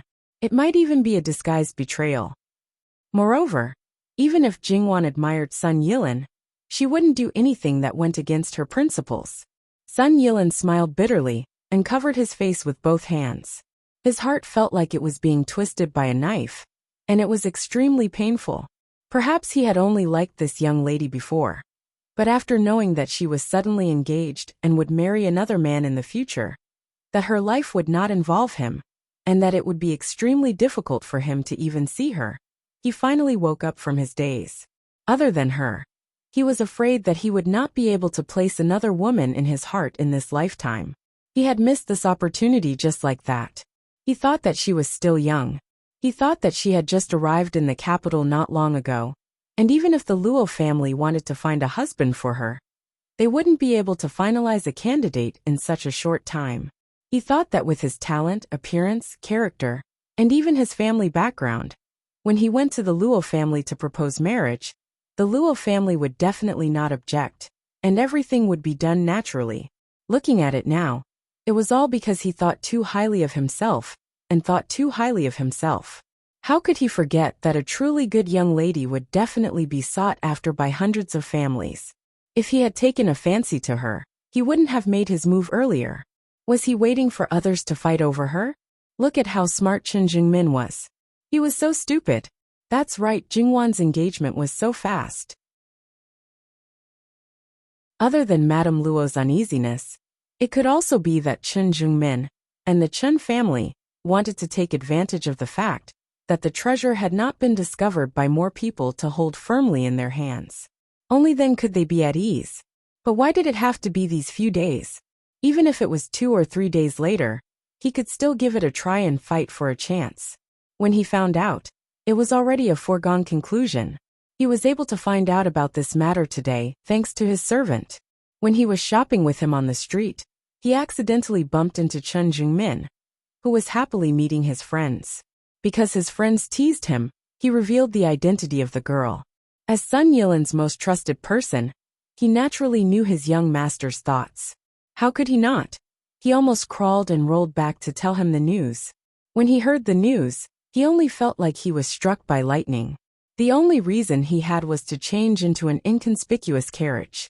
When he entered the Luo family's house, he did not directly announce that he was looking for Jingwan, using his sister's name. When he found out that Jingwan had gone out, he suppressed the anxiety in his heart and waiting for an opportunity to say a few words to her. But what could he say? Hoping that she would have the same feelings for him? In fact, the result was not unexpected at all. Miss Luo, you're really heartless. But it was precisely because of this heartless nature that he found it even more difficult to part with her. If it was someone else who immediately broke off the engagement the moment he expressed his feelings for her and wanted to marry him, he would most likely disdain her. This was the root of a person's inferiority. Jingwan remained silent. This heartless feeling was also more than passionate. Not to mention the current feudal society. Even in her previous life, people who thought they were romantic and passionate were in fact fickle in love. This was something that Jingwan despised the most. If this one is saying if Miss Luo breaks off the engagement, this one will go to the Luo family to propose marriage. Will Miss agree? Marriage is a big matter, the parents' orders, the matchmaker's words. In other words, it was not something that she could decide. Sun Yilin could not say whether this answer made him happy or disappointed. Perhaps she actually had a trace of good feelings towards him. But because of the girl's modesty, she gave a proper answer. Or perhaps she really did not care at all. But in order to save her face, she did not say anything that was hard to accept. This one understands. It was rude of me to suddenly look for Miss Luo today. Please forgive me. No, young master does not need to take it to heart. It is rare for Ijia to have a close friend who understands her. I hope that your friendship will not become distant because of this one. If that is really the case, this one will not be able to absolve myself from the blame, even if I die 10,000 times. Young master, please rest assured that this will not happen. Of course, this was on the premise that Sister Jia did not let the idea of becoming her sister-in-law become an obsession. That would be for the best. I hope that today's matter will not cause any trouble for Miss Luo. This one will take his leave first. After Sun Yilin's carriage left, Jingwan's carriage also slowly moved, increasing its speed bit by bit. The two carriages were clearly moving in opposite directions. I did not expect that the famous young Master Lin actually admires our Miss Luo. Qing Zhu was so surprised that she could not close her mouth when Sun Yilin came to find her. Now she could finally speak. Wretched girl, what nonsense are you blabbering about? Can't you just keep your mouth shut? What would happen if an outsider heard this? Qing Zhu subconsciously reached out to pat her. Qing Zhu felt wronged. This was her personality, and she couldn't change it. Because of this mouth of hers, she was often reprimanded by the wet nurse and wet nurse. Fortunately, she had never said anything she shouldn't say outside, and she had Jingwan's protection. That was why she was able to stay in the position of head maidservant. Otherwise, she would have long been kicked out to be a maidservant. Moreover, so what if young Master Lin fancies our Miss Luo? Our Miss Luo is so good, it would not be strange for any young master to fancy her. Qing Zhu slapped her own mouth. This servant was wrong. Sister Qing Zhu is right. Our Miss Luo is the best in the world. Jingwan did not know whether to laugh or cry. She did not know when the people around her had such thoughts. Don't talk nonsense. What do you mean by the best in the world? I can't afford to be called your Miss Luo. This servant is not talking nonsense. If you don't believe me, you can ask the wet nurse. Does she think so too? Qing Zhu said rather unconvinced. Yes. Wet nurse Gong nodded solemnly. She was not exaggerating. She really thought so. This time, Jingwan was really speechless. Fine. Whatever you say. I can't win against you. Just forget about this matter. Don't worry, Mississippi. How could they not know the importance of this matter? A few days ago, when she was stopped by Li Hongyuan, she was accompanied by Qing Lan and Qing Mei. If these two matters collided, she did not know what kind of thoughts they would have. Sun Yilin did not directly return to the Fu. Instead, he let someone drive the carriage aimlessly on the street. He just sat in the carriage silently, the manservant sitting outside, and the attendant who was in charge of driving the carriage for him looked at each other and saw the worry in each other's eyes. Young master's state was really not right. Even if Duke Ding had once asked young Master Lin to give in for the sake of young Master Lin, and not let him stand out, and let him be a pure scholar, and not be able to fulfill his ambitions, young Master Lin would at most be silent. It was not like now, dead silence. Although it was a random walk, it was basically some of the places that Sun Yilin often went to on weekdays. The flower market was burned. Even the shops that were not affected had been closed. Moreover, if he went to see the flowers at this time, it might make young Master Lin even more sad. After all, Miss Luo was also a person who loved flowers. Who knew if he would think of her when he saw the flowers? Born in a place like Duke Ding's mansion, all of his parents and brothers were normal people. Only Sun Yilin was clean and honest. It could be said that he was incompatible with them. He was not a normal person. Once, even Duchess Ding suspected that her son had a hidden disease, so she did not even want to arrange a room for him. In fact, Sun Yilin accepted the treatment of the imperial physician without any hesitation. The result was that he was very normal. His likes and dislikes were all elegant, and not deliberately cultivated. It was as if he was born this way. In addition to flowers and trees, Sun Yilin's other hobby was nothing more than calligraphy and rare paintings. When he had nothing to do, he would talk with his friends. Compared with others who talked about the court, the world and the common people, he was more immersed in the beautiful scenery of mountains and rivers and travel books. After all, he had come into contact with what others said. Only when you really came into contact with it, you would know the hardships and difficulties in it. It was not a matter of a few words of exaggeration, and it was not something that could be solved by a few words of what you would do if you were in his place. Therefore, the places that Sun Yilin often went were actually the places that many scholars liked to go, especially when the imperial examination in spring was imminent. Scholars from all over the country gathered together in groups of 3 or 5. They either talked loudly and expressed their ambitions, or whispered to each other and talked about knowledge. In the past, perhaps he would have the mood to quietly listen to their various beautiful visions. But now, when these things entered his ears, he only felt exceptionally irritated. Just as he was about to return home, he suddenly heard the voice of a servant. "Young master, it's that Chen family's young master, Chen Jingmin." Sun Yilin almost subconsciously lifted the curtain of the carriage. He also wanted to see what kind of person would be able to snatch the girl he liked first, and whether he had the ability to match Miss Luo. In other places, there might not be many people who knew Sun Yilin, but there were definitely many people in the vicinity. When he appeared, someone with sharp eyes saw him, and hurriedly came up to welcome him. "Young Master Lin, I haven't seen you for a long time. Do you have time today to sit in the building and have a drink?"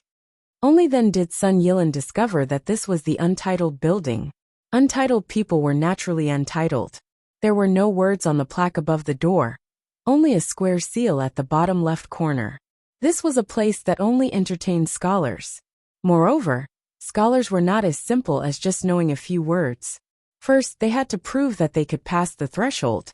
There was celestial music. As long as one was able to catch it, they would definitely be able to feast their ears. There was good wine and tea, comparable to the tributes of the emperor. If one had the ability, they could use it as much as they wanted. There were precious paintings, and if one had the ability, they could also obtain them. Even if one could not take them away, they could still feast their eyes. In the backyard, there was a huge library that was all-encompassing and could be copied. And these things were all free of charge. For scholars, the untitled building was definitely the place that they yearned for the most. Especially for those students from poor families. They could not wait to soak in there for 24 hours a day. Of course, there were also relevant regulations for this situation. Otherwise, this place would be completely occupied by the students from poor families.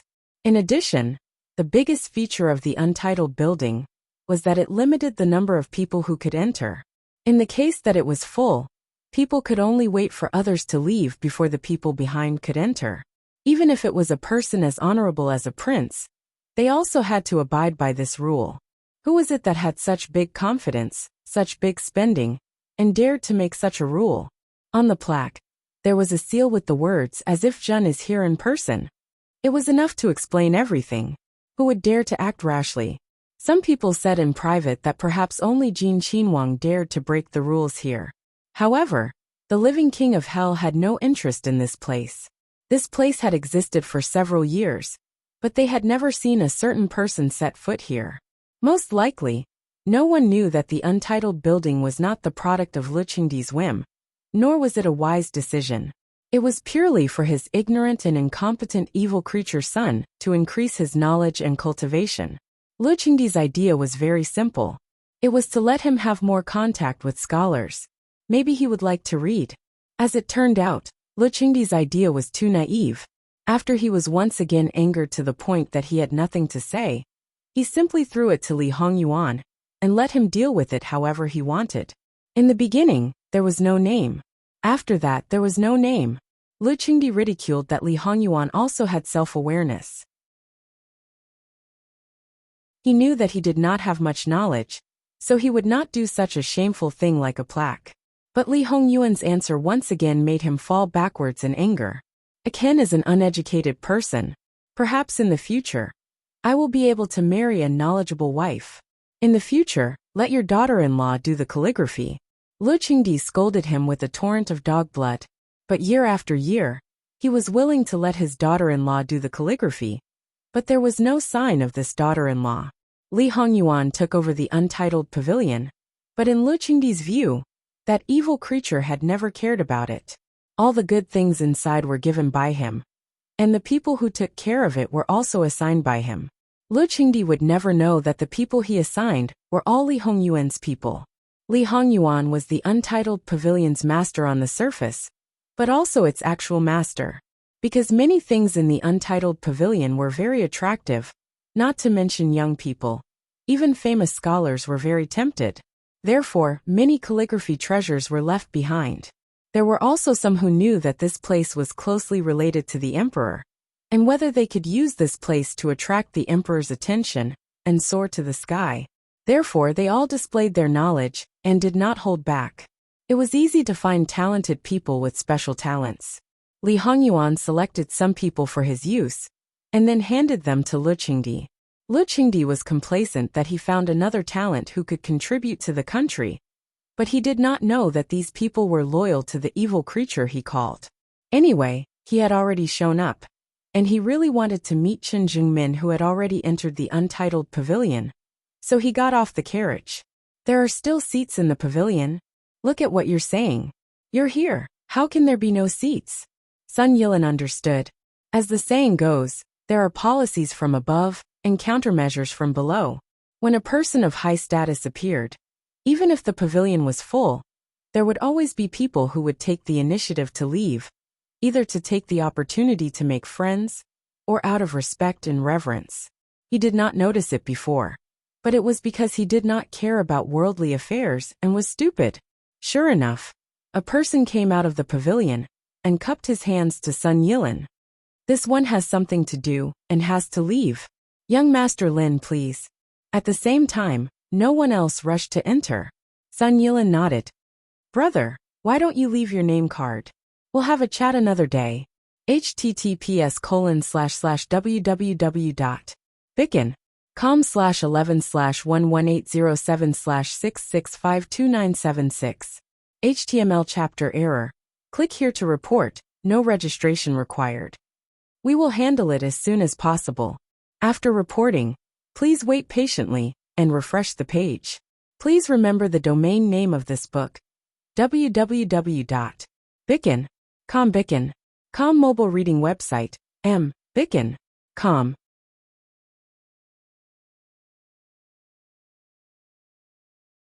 Chapter 94. Because of this small change, countless people in the building who were waiting to watch a good show beat their chests and stomped their feet. It was not like this had never happened before. But they did not know if this noble young master was pretending not to see, or if he did not care about them, or if he was completely ignorant of the ways of the world. If it happened once or twice, perhaps people would still have some hope, but if it happened 3 or 4 times, it would inevitably cause people to be disheartened. As a result, those who would give their seats to him in the future were mostly people who truly admired him. The person who had just left was like Chen Jingmin, an imperial scholar who had entered the capital a long time ago. However, he had no background, no backing, and his talent was average.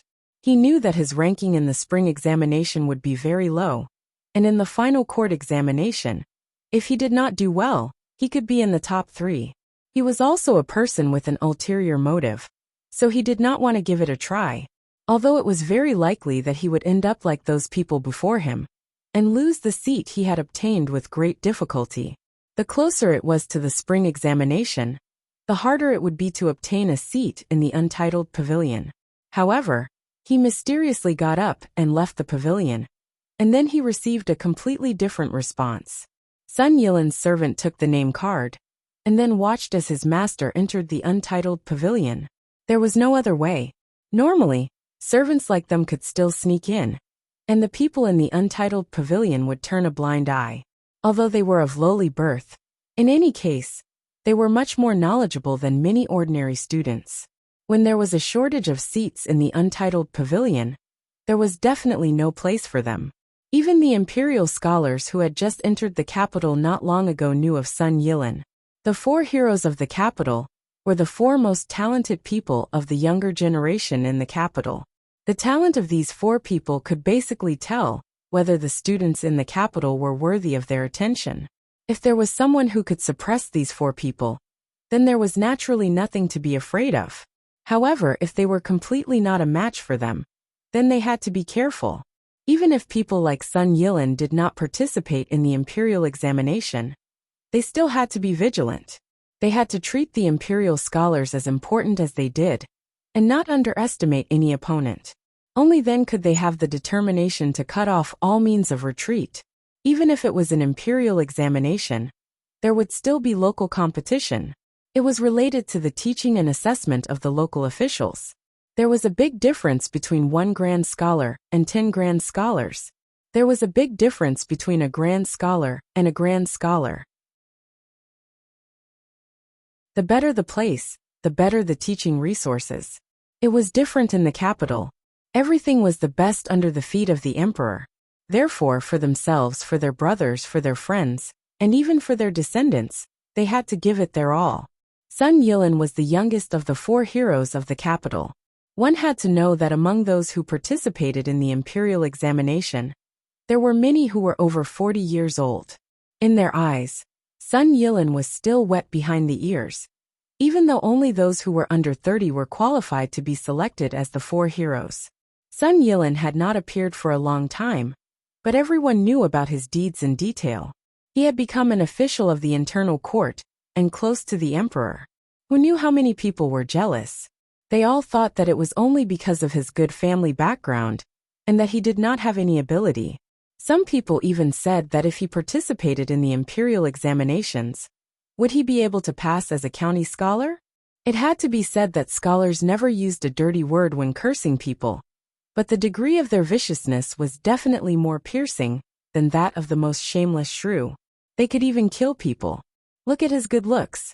No wonder he can gain the favor of the princes. He does indeed have the talent. The person who spoke did not avoid the taboo at all. He even purposely raised his voice. How many people did not know about the recent uproar? Thus, everyone immediately understood what these words meant. Although many of them had such thoughts, they did not think that someone would dare to say it so boldly. The building was instantly deathly silent. Sun Yilan, who was standing alone at the entrance, was even more conspicuous. He seemed to be dressed in a low-key manner, but in reality, he was dressed in brocade. Every accessory was expensive and extraordinary. They were just right on him. His actions all showed his great bearing and self-restraint. Although his eyes were somewhat cold, it still showed the world's evaluation of him. A gentleman is like a jade, unparalleled in the world. It had to be said that because of this sentence, although there were many people who wanted to laugh at him, there were even more people who frowned. This person was clearly trying to please the crowd with claptrap. He did not have the slightest strength of character and self-restraint that a scholar should have. It was really embarrassing, especially those who had lived in the capital for a long time and had seen Sun Yilan's talent. They were very indignant. However, they did not know whether the recent events were true or false. They were only worried that if they spoke up, it would bring more trouble to him. Therefore, they did not speak up to help him. It was Chen Jingmin who ignored his good friend's obstruction and said, "This brother, please be careful with your words. It's just a false rumor." A scholar should have a clear mind and not listen to rumors and stir up trouble. Oh, another one who hasn't grown up yet. You're so protective of that young Master Lin. Could it be that you have an affair with him? Ha ha ha. As he spoke, he laughed arrogantly. Because he had attracted everyone's attention, he became even more complacent. Chen Jingmin was very angry. Sun Yilan had long been used to being the center of attention. Whether it was good intentions or bad intentions, he did not even lift his eyelids. He had always been upright, and was not afraid of the shadow being crooked. At this moment, he looked at Chen Jingmin but did not say anything. If it was in the past, Sun Yilan would probably ignore it. Of course, in the past, even if there were people who were jealous and doubtful of him, they would at most say a few words. They would not be as daring as this person. However, it was really embarrassing. Sun Yilan was not in a good mood today. Originally, he was not a person who liked to take out his anger on others. However, since someone had bumped into the muzzle of the gun, then don't blame him for not being polite. He casually adjusted his sleeves and wrote a poem with each step. In less than 4 steps, it had already become a poem. Everyone was so surprised that they could not close their mouths, including those who doubted him. They also put away their contempt. This was really too amazing.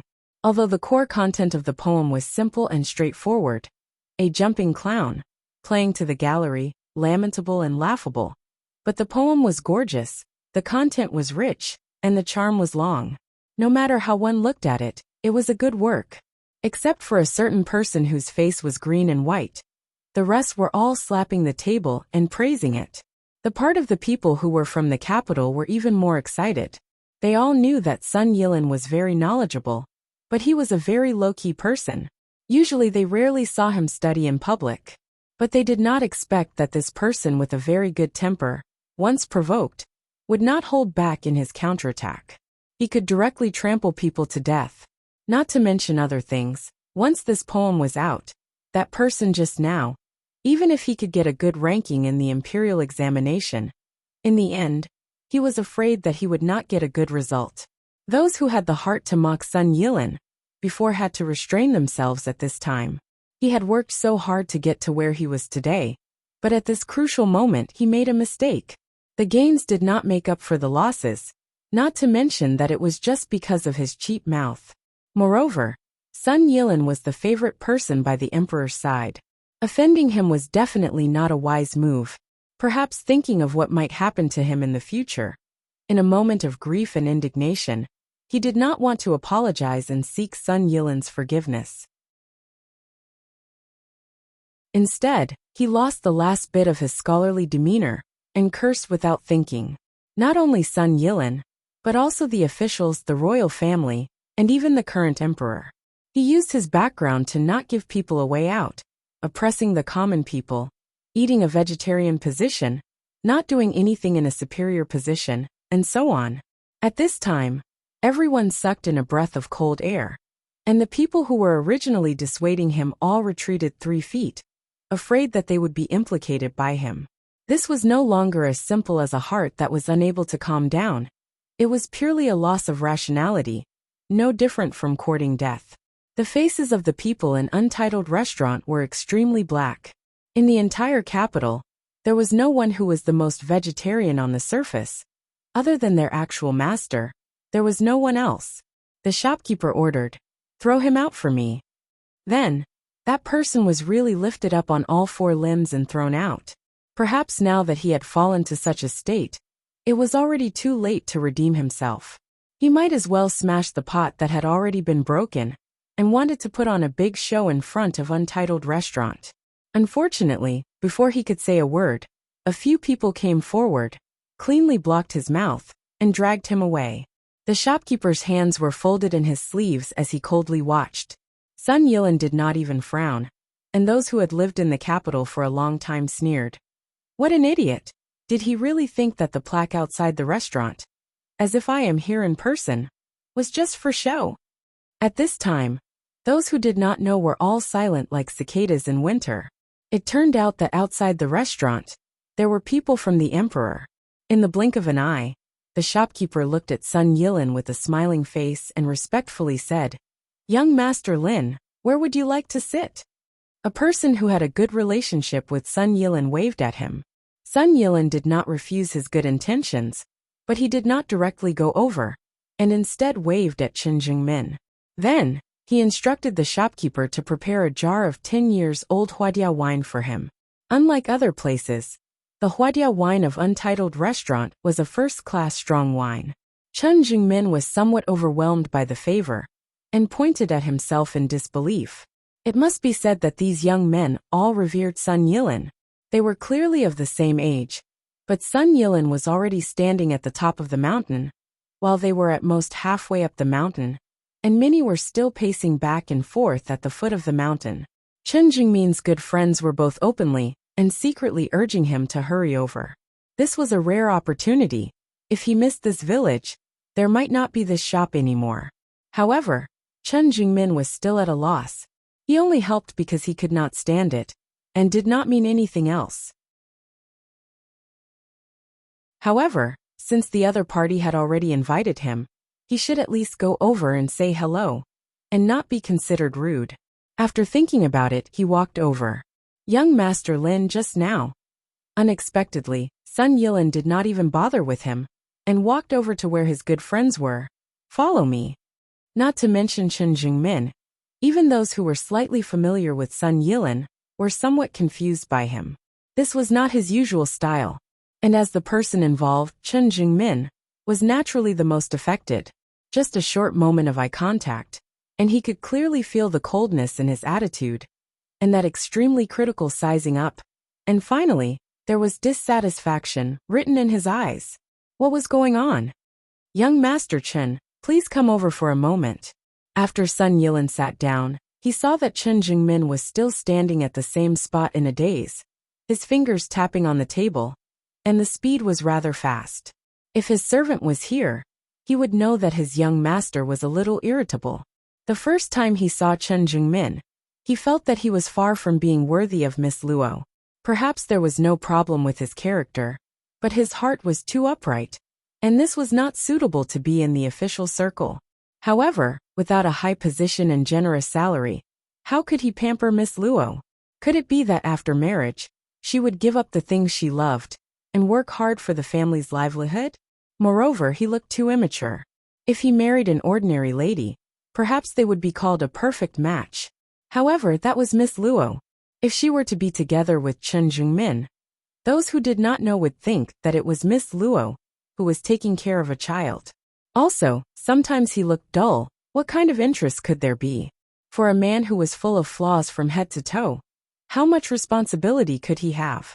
The problems that Sun Yilin was thinking about might exist, but it was far from being that serious. It was because he cared too much, and because he was just a step late, he had lost to such a person. Even if it was unintentional, he had subconsciously magnified the other party's flaws by 100 times, and was nitpicking at him. Young Master Lin knows me? Chen Jingmin was once again surprised, and in Sun Yilin's eyes, he was once again a fool. Seeing that Sun Yilin's speed of knocking on the table was getting faster and faster, even the dullest person could tell that this young Master Lin did not seem to be in a good mood. He was usually such a gentle person, but now he could not suppress his anxiety, which meant that the matter should be very serious. The surrounding people subconsciously slowed down their breathing.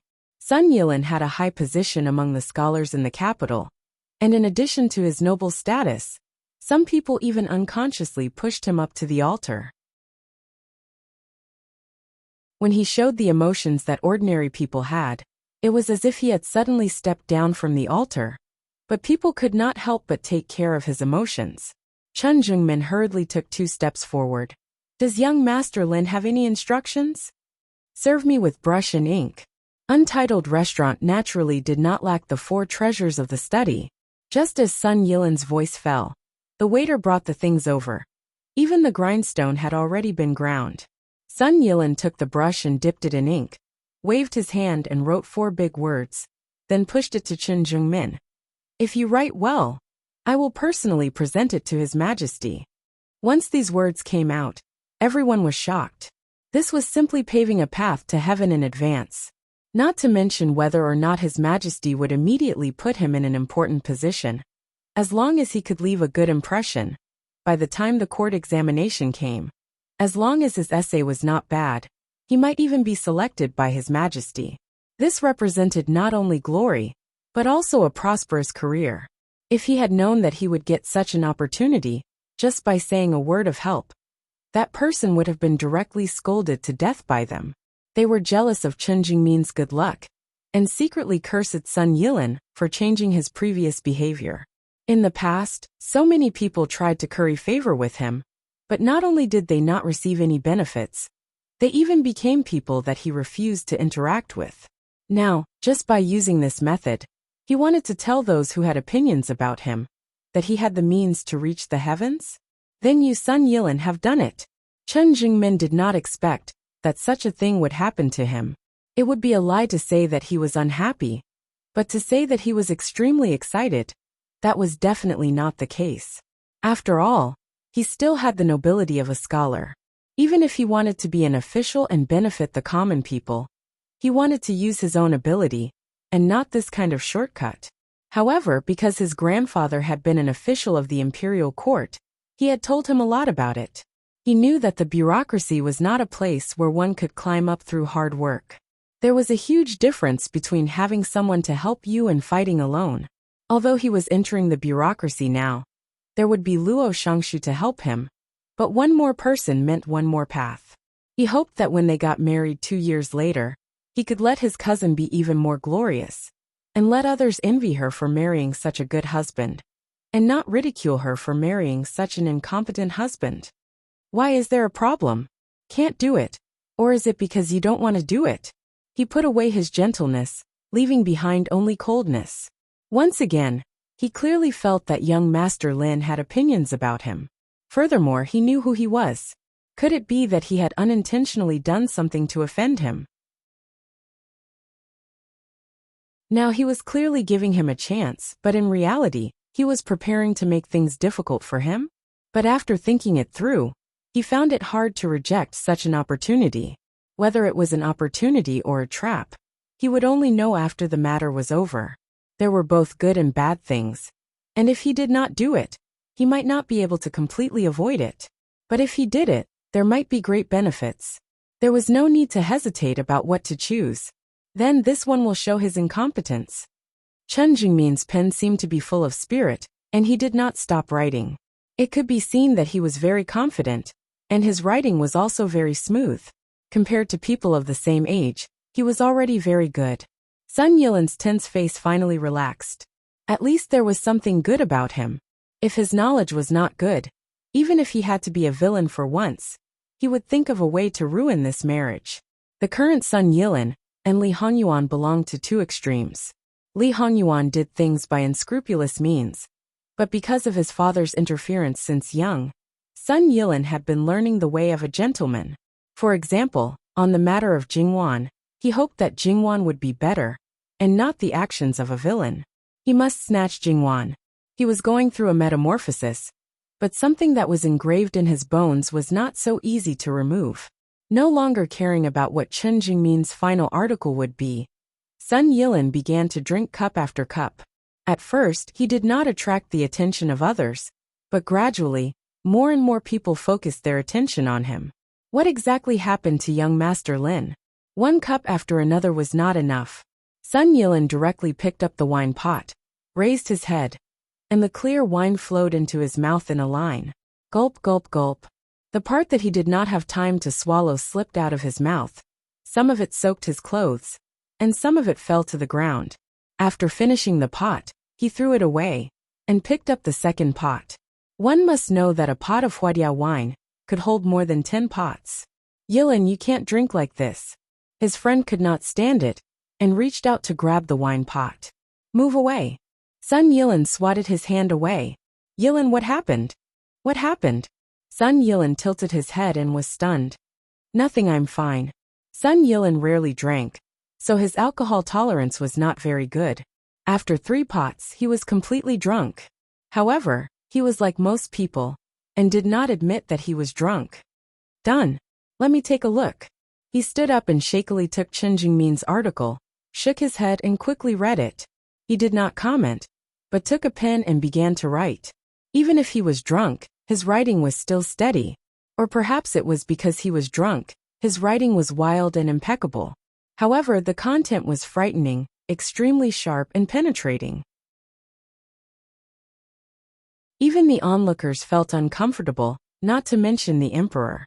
Even if Sun Yilin was the emperor's favorite person, if this article were to spread, he would be in trouble. After he finished writing, Sun Yilin put down the pen and stared at the paper in a daze.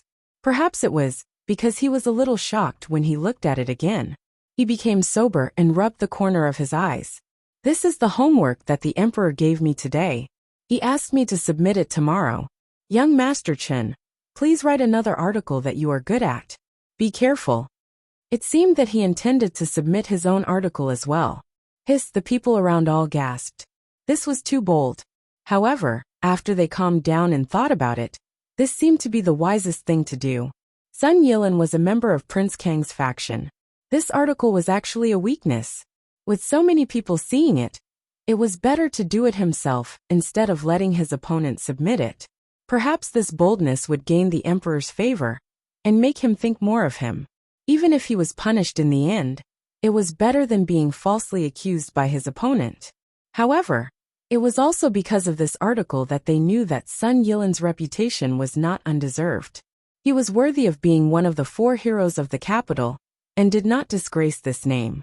Other than a few arrogant and conceited people, after secretly comparing in their hearts, they all expressed that they were far inferior compared to Sun Yilin. Young Master Lin Yu, what are you being long-winded for? Hurry up and write. Or is this all you can do? Have you exhausted all your skills? Previously, she was only cold and hard, but now she was simply icy cold. Perhaps because of her attitude, Chen Jingmin had some thoughts of competing with her. Therefore, when an article came out, everyone was surprised. This article, compared to the previous one, was not just a little bit better. Moreover, this did not mean that his previous article was not good. Was this brat hiding his strength just now? Faced with everyone's doubts, Chen Jingmin was a little embarrassed. To be honest, after he finished writing, he was a little surprised himself. He had exceeded his usual performance. Very good. Even Sun Yilin gave such an evaluation. Maintain this momentum. He folded the 3 articles and put them properly in his sleeve. Help me out. The last words were also said to Chen Jingmin. Seeing that he could not stand steadily, Chen Jingmin's anger had almost dissipated because of that article. So he did not refuse. Sun Yilin's servant, who was outside, heard that his young master was drinking to drown his sorrows, and was extremely worried. However, due to the rules, he could not enter and could only wait anxiously. When he saw him coming out, he hurriedly went up to welcome him. Beside the carriage, Sun Yilin tugged at Chen Jingmin. If you don't treat her well, don't blame me for snatching her. Chen Jingmin was confused and did not understand. What did young Master Lin say? Miss Luo, if I was not held back by other matters, how could it be your turn? Chen Jingmin's face changed. He finally understood the reason for his strange attitude. No wonder someone reminded him to move quickly. He was not the only one who thought highly of the Luo family's 3rd young lady. He did not expect that there would be such a strong competitor. I will not give young Master Lin a chance. Sun Yilin smiled coldly and allowed his own people to help him into the carriage. If he did not drink, he probably would not have said such a declaration. After all, if he met a narrow-minded man, he would most likely suspect that his fiancée was a promiscuous woman. This would definitely cause a lot of trouble for Jingwan. But he drank too much and was not so rational. If he did not let Chen Jungmin know of his existence, he would always feel a little indignant. If he did not give him some pressure, he would still think that it was natural for him to get the beauty. Without any hindrance, he would not know how to cherish her properly. Chen Jungmin looked at the carriage slowly leaving, and the sense of urgency in his heart grew stronger. What did this young Master Lin have to do with him? One moment he was still revering him, and the next moment, he wished he could kick him far away. His cousin was his, and they were already engaged. He was justified and no one could snatch her away. So what if he was proud of himself? As long as he did not marry his cousin, he might not be able to be proud until the end. So what if he was confident of passing the imperial examinations? After realizing the gap between him and Sun Yilin, his goal was to at least get first rank. If he could not even get first rank, what qualifications did he have to talk about? Chen Jingmin returned to the untitled building and bid farewell to his friends. What he needed to do was to go back and continue his studies, and not waste his time on such meaningless things. Everyone was confused by his actions, and in the end, they only thought that he was provoked by Sun Yilin. The matter here had just ended and many people from the other parties had already received the news. There was no other way. Sun Yilin had been in the limelight recently, and even the slightest movement would alert them. Moreover, this matter was not considered small. His opponents sighed inwardly. Even if he was drunk, he was still meticulous and thoughtful. Everything was out in the open. It was obviously not advisable to submit his essay before him. However, it did not mean that they could not do something. They could criticize his arrogance and shameless boasting. If they could reduce the emperor's good impression of him to zero, that would be the best. After all, it was a fact that two princes fought because of him. It was inevitable that the emperor would have a knot in his heart. However, the deepest impression that this matter left on them was that the usually gentle and amiable Sun Yilin actually had the potential to be arrogant. They could not tell. Li Hongyuan naturally knew about this matter at the first moment. Compared to the other people who only received the complete contents of the 3 essays, Li Hongyuan received the original. That's right, there was such an expert in the untitled building. As long as he took a look, he would be able to copy almost 100% of the original. The reason why it was close was mainly because the form was exactly the same, but the charm was sometimes a little lacking. This was something that could not be helped. No matter how skilled a person was, it was not easy to enter the state of another person's writing. For example, Sun Yilin's essay. In Li Hongyuan's view, it was already not bad if it had 20 to 30% of the charm of the original. Even if Sun Yilin was a love rival, Li Hongyuan did not deny him. After reading Chen Jingmin's 2 essays, the difference was a little big, but that was it. He threw the 3 essays to the side. Sun Yilin was so kind to help recommend him. This will save us the effort of wasting our time on Chen Jingmin. If he still can't enter the first grade, don't blame this prince for giving him an even worse wife.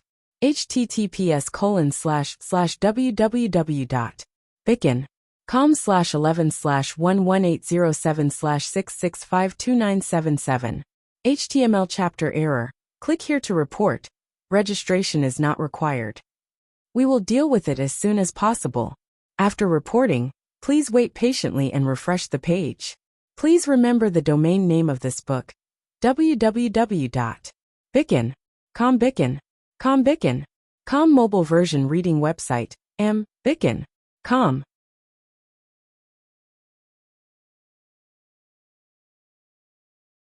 Chapter 95. As for the previous farce about the love triangle, Li Hongyuan was also very straightforward at the beginning. He directly threatened that he likes Sun Yilin, so he might as well let him enter the residence with Sun Yijia. In ancient times, there was a beautiful story of a sister serving a husband. Now that he had a sister serving a husband, it might become a beautiful thing many years later. Not to mention Lo Qingdi and Duke Dinghua. Even the empress was very angry. In the past, whenever Li Hongyuan caused trouble, although she stood in the empress's position and demanded severe punishment. Out of 10 times, at least 7 or 8 times, she was just putting on a show. Although she was angry about the other 2 or 3 times, it was only 20 or 30%. This time, her anger soared to 12%. Although Li Hongyi was a good-for-nothing, he was still her son, and the biggest chess piece in her desire to seize power. Without this son, all her schemes would be in vain. However, Li Hongyuan ruthlessly injured him. Li Hongyi also said that at that moment, he really felt that Li Hongyuan wanted to kill him. She didn't think that her son would lie to her about this kind of thing. How could this be? There was also Sun Yilin, who was her most promising nephew, and also a good chess piece she had prepared. The higher his status at Lu Qingdi's side, the more advantageous it would be for her future. Otherwise, why would she repeatedly create opportunities for Sun Yilin to show his face in front of the emperor? Everything was going smoothly. Lu Qingdi didn't like the people of Duke Dinggua's mansion, except for Sun Yilin. In addition, Sun Yilin was even more famous. With his appearance, he was bound to win over more talents of the same generation. When things became clear in the future, even if he knew that she, the Empress Dowager behind the scenes, had the final say, he didn't need to blatantly express his support for her. He only needed to remain silent. Then, there would be a lot less memorials to depose her, and she would have a lot less trouble. One day, she would be able to naturally interfere in court affairs, and no one would say anything. But Li Hongyuan wanted to destroy him. So how could she not be angry? It was also because of this that this time, she was truly going against noble consort Su. Compared to the Empress's people, imperial concubine Su and the others were unusually carefree, especially Li Hongming. He secretly regretted that Li Hongyuan didn't directly kill Li Hongyuan. In this way, he only needed to sacrifice him. Not only would he lose his biggest competitor, but he would also be the most legitimate successor in terms of etiquette. However, he also knew that Li Hongyuan was not stupid. How could he so easily stain his brother's life? However, as his mother, even if imperial concubine Su felt that her opponent deserved it, she still had to teach him a lesson. Therefore, unlike the empress who insisted on severely punishing Li Hongyuan, she scolded Li Hongyuan while pleading with Lu Qingdi.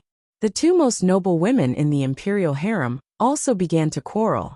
The empress said that imperial concubine Su had to take the main responsibility for Li Hongyuan's current situation. It was she who didn't teach the prince well, and had let down the emperor's grace. Imperial concubine Su said that Li Hongyuan was just playing with Sun Yilin. It was Li Hongyi who started it first. If he didn't resist, would he just wait to be beaten to death? One had to know that her son was still injured. Li Hongyi was so vicious that if he wasn't his brother, he wouldn't be the eldest brother. Her Yuaner should be punished, and he couldn't escape the blame. The back and forth was really lively. In contrast, Lu Qingdi was strangely calm. Lu Qingdi received a bunch of memorials to impeach Li Hongyuan. This matter was different from the past. Li Hongyuan had lost the face of the imperial family. Not to mention imperial concubine Su and Li Hongming's opponents. Even most of the neutral members of the imperial family demanded severe punishment. Otherwise, how could they restore the imperial prestige? Lu Qingdi's strange attitude this time was unknown. It was unknown whether it was because he was used to Li Hongyuan causing trouble from time to time, or because he had already expected this day to come when he first heard that his son was in love with Nan Feng. He even had the interest to look through the memorials that accused Li Hongyuan of 10 major crimes. As he read, he laughed happily. Look at our son. He's different from others. He's been so energetic since he was young. If he didn't cause trouble one day, I would find it strange. Seeing such an abnormal Lu Qingdi, the attendants all pretended to be deaf and dumb. Anyway, there would be a few days like this every year. Mother, how will father punish sixth brother this time? Li Hongyi asked imperial concubine Su. Imperial concubine Su was startled and said with a bit of sadness, "There won't be any punishment. Yuaner's birth mother's death anniversary has arrived. If he hadn't been assassinated, he would still be praying in White Dragon Temple." The imperial noble consort back then, what exactly? Ming-er, this isn't something you should ask. It won't do you any good to know. Mother, How will father punish sixth brother? Li Hongyi, who was recuperating in Kunyi Palace, pounded the bed and asked the empress with hatred in his eyes. The empress looked at him coldly. I just told you not to go against him. You just left the palace, and you directly attacked him. You completely ignored my words. Now you're asking me, isn't it too unnecessary? The hatred in Li Hongyi's eyes immediately dissipated. As a man, he looked at the empress at a loss. Mother, it's not that I don't listen to you. It's just that Li Hongyuan, that bastard, is too infuriating. I was muddle-headed for a moment. The empress sneered. The result of being muddle-headed for a moment is that you lost all your advantages. Even if you were reasonable, you became unreasonable. You still want Li Hongyuan to be punished. You haven't woken up yet. I'm injured like this. Are we just going to let it go like this? Li Hongyi was so angry that his eyes were red. That's because you're not as skilled as others. You asked for it. Besides, Li Hongyuan is your father's favorite. Who do you think you are? If he is severely punished, do you think you can escape? It's good enough that your father can give you some compensation.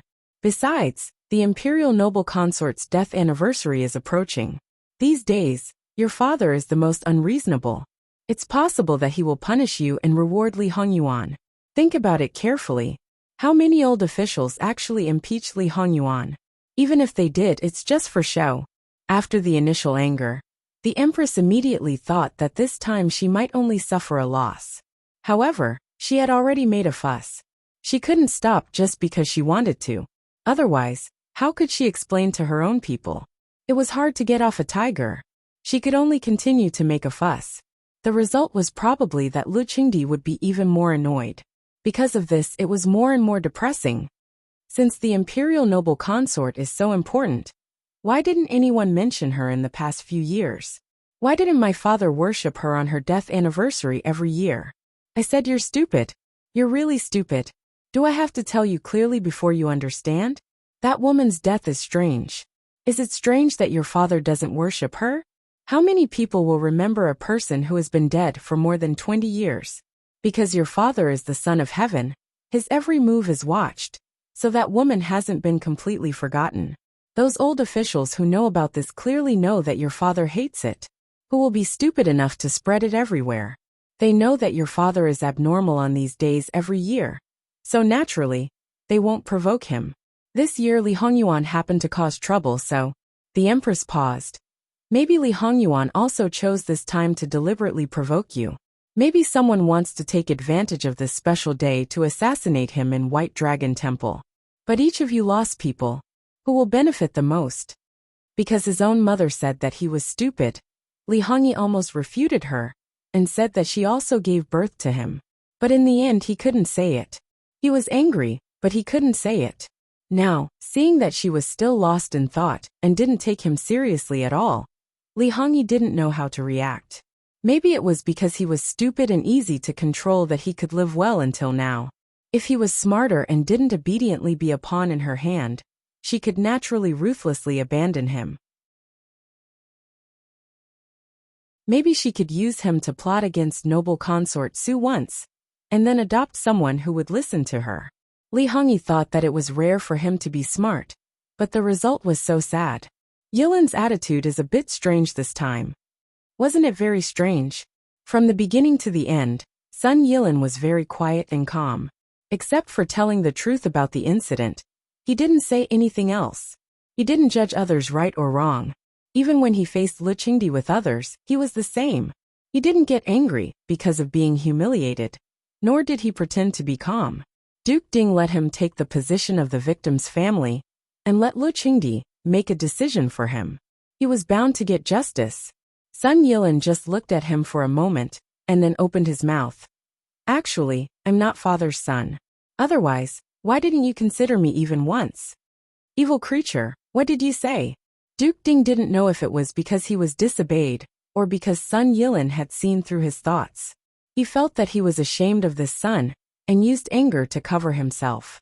Isn't it? Father clearly thinks that I haven't lost enough face.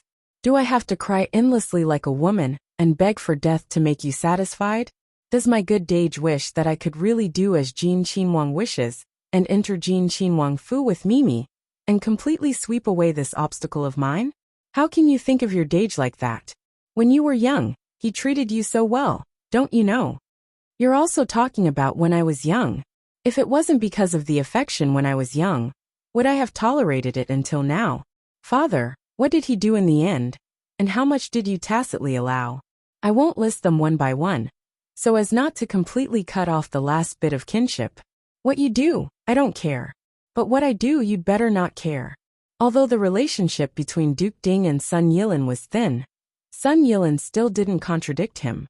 Suddenly, Duke Ding only felt that his dignity as a father was seriously provoked. Evil creature, you're rebelling against the heavens. At the same time he slapped him. However, Sun Yilin really rebelled against the heavens. He grabbed Duke Ding's hand. Even if I'm rebelling against the heavens, it's because you forced me. Evil creature, you still dare to fight with Laozi. Do you believe that Laozi will expel you from the family? Sun Yilin sneered. When I was in White Dragon Temple, I asked Mother to bring you a few words. Obviously she didn't tell you. Father, you might as well go and ask. After asking clearly, you can decide how to deal with me. If you really want to expel me from the family, I will frown. Once I leave the gate of Duke Ding's mansion, I will die without a burial place. But before that, I have to have a good contest with my good Dage. You might as well let me take a good look at Dage's ability, after running the business for so many years, and with your help. Shaking off Duke Ding's hand, he turned and strode away. Duke Ding looked at Sun Yilin's back as he left. Just like Duchess Ding at White Dragon Temple, he was a little stunned. When did his son become so tough? However, his ruthlessness made him look like a real member of the Sun family. But why was his attitude toward the family instead of the outside world? Duke Ding couldn't help but reflect on whether he had really done something wrong. He also knew that he was ashamed of his son, and admitted that his son was better than the eldest son. It wasn't that he didn't hesitate, but he knew very well that there couldn't be two tigers on one mountain. Everything he did was for Duke Ding's mansion. If his son was the eldest son, then there would be no problem. Unfortunately, there weren't so many ifs in the world. Of course, he was angry to expel his son from the family. If he really did that, he didn't know how many people would laugh at him. People such as his mother, and the Empress sister would definitely kill him. Not only that, if he dared to do so, his son would be received with the courtesy of a distinguished guest when he went out. How stupid would he be to do such a thing that would harm himself and benefit others? However, his wife had concealed such an important thing, so he had to ask her immediately. If he didn't know the thoughts of his son, who he thought he understood very well, but in fact he didn't understand at all, he would only be more passive and lose his dignity as a father. Not to mention how Duke Ding and his wife quarreled. Sun Yilin also let Li Hongyuan talk nonsense there. He insisted that there was something unusual between them. Anyway, when he had enough, this matter would be almost over. In the past few days, Lu Qingdi had always been kind to Li Hongyuan. In the end he even said, Yuan, just tell me directly. What do you want? If you really want a male concubine, I'll help you. Your Majesty. More than one person hurriedly tried to dissuade him. Shut up. I'm not asking you. As gentle as the spring breeze, he became as cold as ice in the blink of an eye. Only a few people had seen Lu Qingdi like this more than 20 years ago.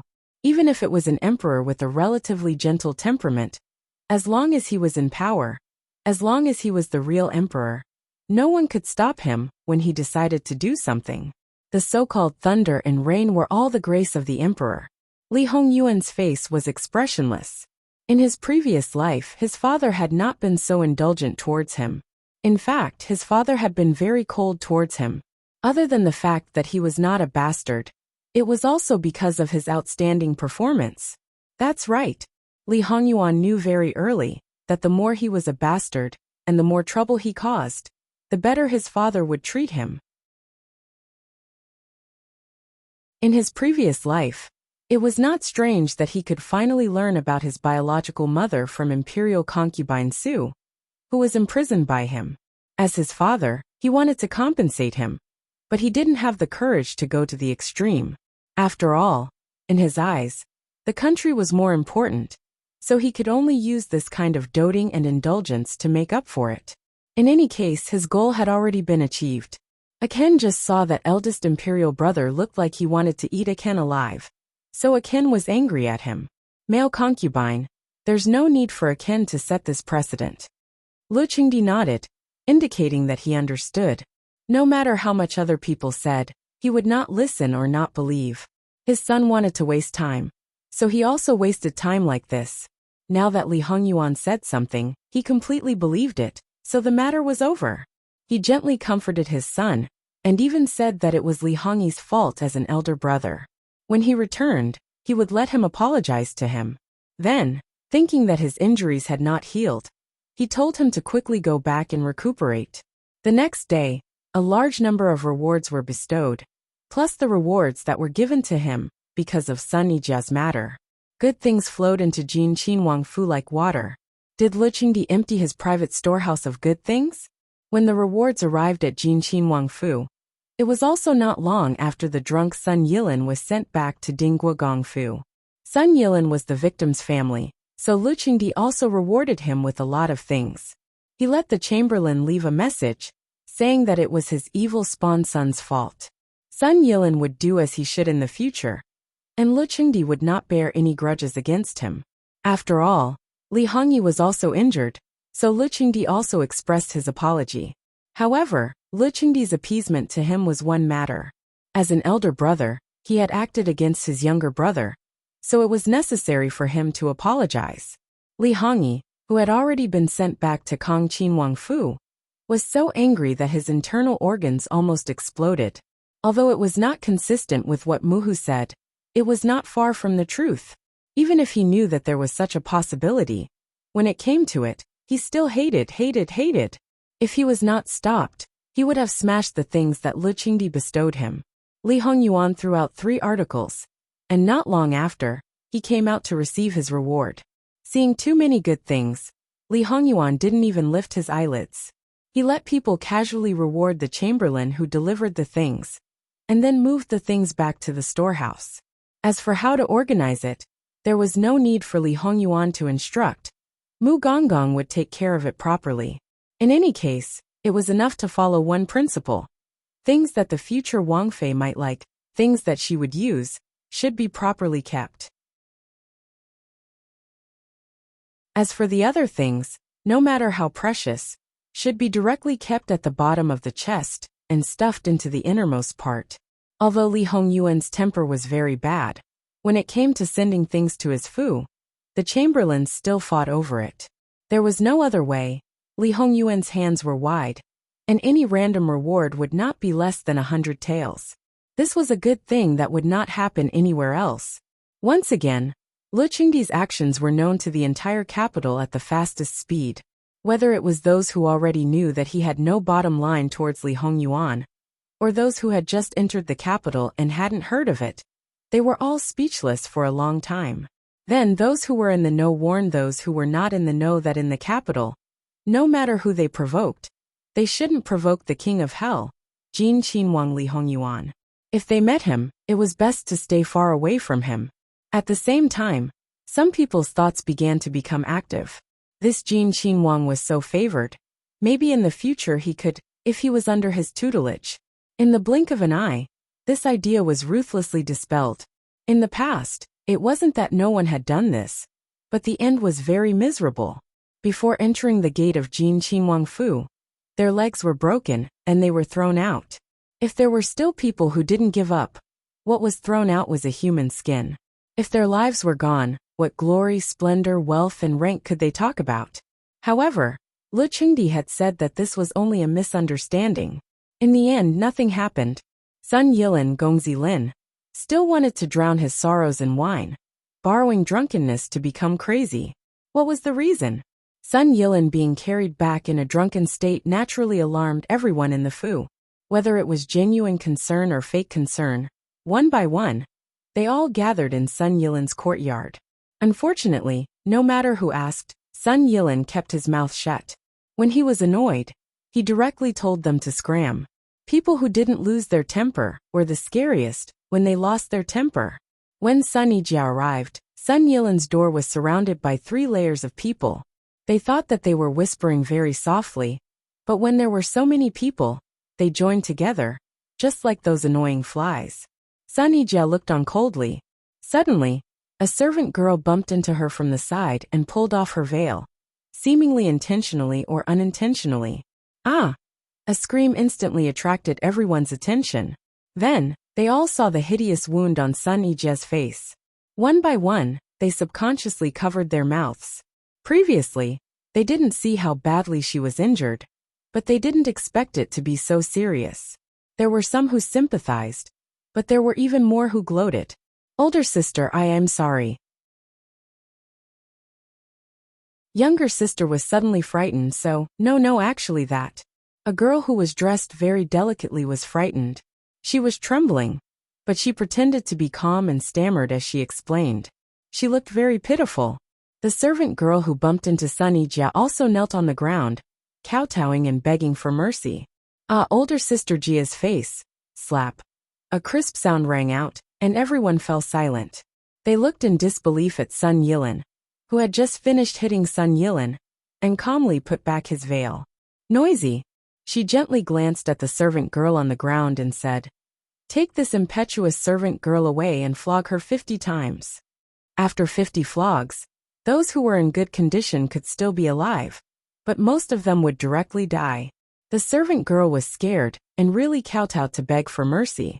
After a few thuds, blood appeared on her forehead. However, Sun Yilan was completely unmoved. 2 strong old maids behind her directly came forward, gagged the servant girl, and dragged her away. The girl who had been beaten covered her face, and her eyes were full of hatred. However, probably because she was used to enduring, she didn't lose her temper. But her tears rolled down like a broken string of beads. Older sister, She was very aggrieved. "If you dare to say one more word, I will make you become like me." Sun Yilan touched her face meaningfully.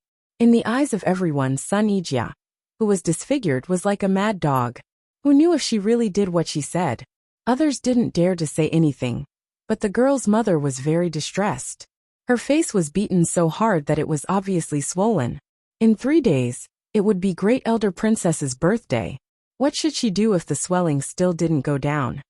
Sister Jia, as the saying goes, when it is possible to forgive, forgive. Besides, your sister is just timid.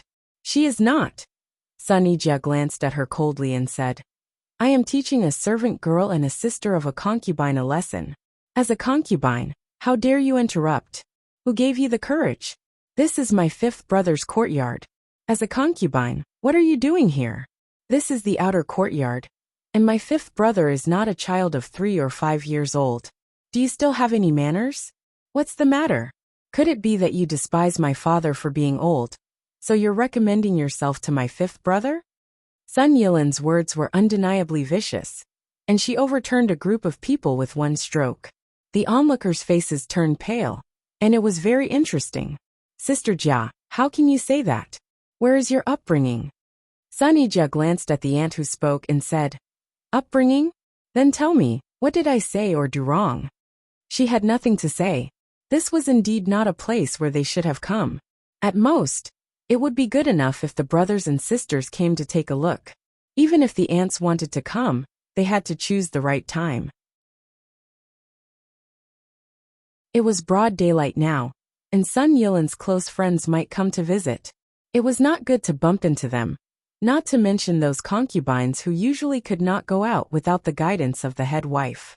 "My mother has only relaxed for a few days, and each of you has become wild. You dare to ignore the rules and run to the outer courtyard. You even arrogantly preach to me. Based on your current actions, I can lock you all up in the family temple." Although Sun Yijia said a few concubines, she was also hinting at them. "My son is right. I have been so busy recently that I forgot. Each of you has begun to jump around. Immediately scram back. Your salary will be deducted for 3 months, and you will be grounded for 3 months. You will also have to copy the female admonition 1,000 times." Duchess Ding had not had time to change out of the heavy makeup she had put on, because of receiving the imperial edict. She looked graceful and noble. With a cold face, she looked dignified without being angry. This attire was a thorn in the eyes of almost every married woman present. It was a symbol of status. "Madam, you can't." A concubine who looked not much older than Sun Yijia said angrily. "Do you really want to live in the family temple?" Duchess Ding said coldly. "Oh, by the way, you can also go to the Duke to plead for mercy. Let's see if the Duke will come to me to put in a good word for you." There was a hint of mockery and disdain in her voice. As long as there was no real problem with the inner courtyard's affairs, or there was a reason for it, this man would generally not intervene. If they met a head wife who was willing to pretend to be virtuous and magnanimous, the concubines and concubines should thank the heavens.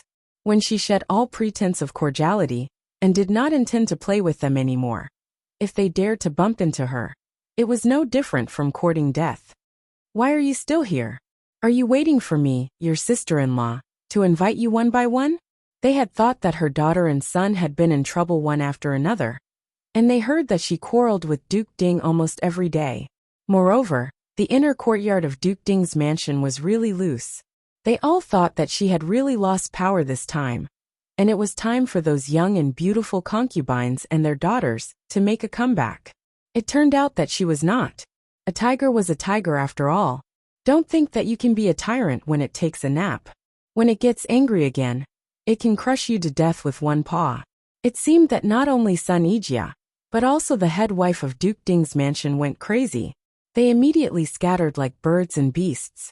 Even if these girls were deprived of the opportunity to go to Great Elder Princess's mansion, they did not dare to say more. Duchess Ding's face softened. "Yijia, I'm sorry to make you suffer." Sun Yijia twitched the corners of her mouth, but when she thought that her mother could not see it, she no longer forced herself. After all, there was a gap between mother and daughter, even if they seemed to be closer than before on the surface. In fact, it was not the case. "Mother, I'm not wronged." Then they looked at each other speechlessly and walked into the room at the same time, trying to dispel the invisible embarrassment. https://www.bicken.com/11/11807/6652979. HTML. Please click here to report the error. Registration is not required. We will deal with it as soon as possible.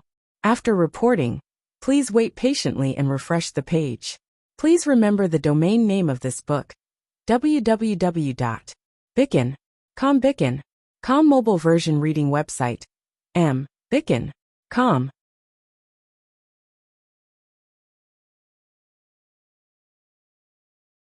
Chapter 96. At first, the mother and daughter didn't react. Before they could ask, they already understood. "Sister Wan is engaged? How is that possible? It's only been a few days, and there's been no news at all." Sun Yijia found it hard to accept.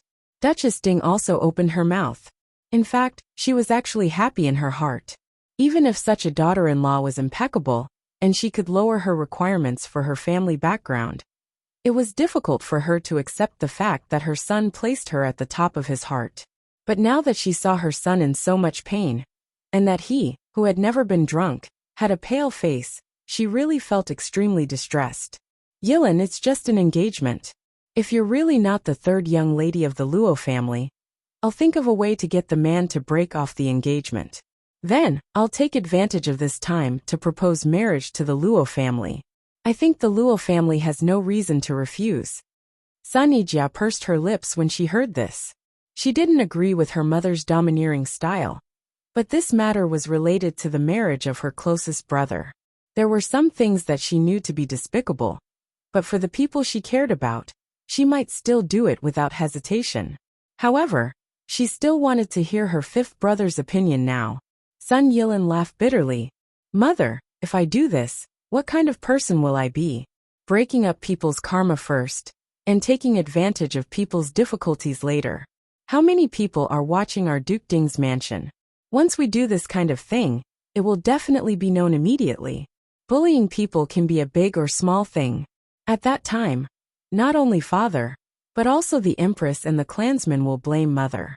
There are also many people watching mother, waiting for you to make a mistake.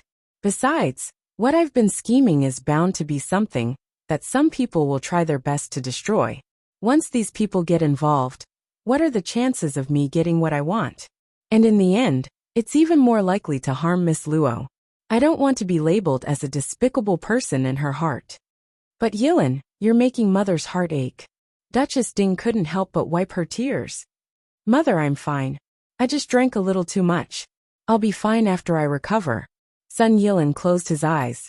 When he spoke again, there was endless bitterness in his voice.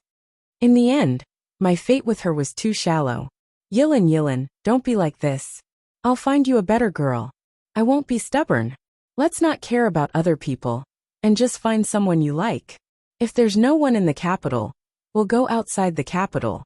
The entire Qi Yuan dynasty is so big. How can we not find a girl you like? Yilin. Mother, don't bother, I don't want to. Yilin. Duchess Ding interrupted him with a sharp voice. Are you not going to marry and have children for the rest of your life?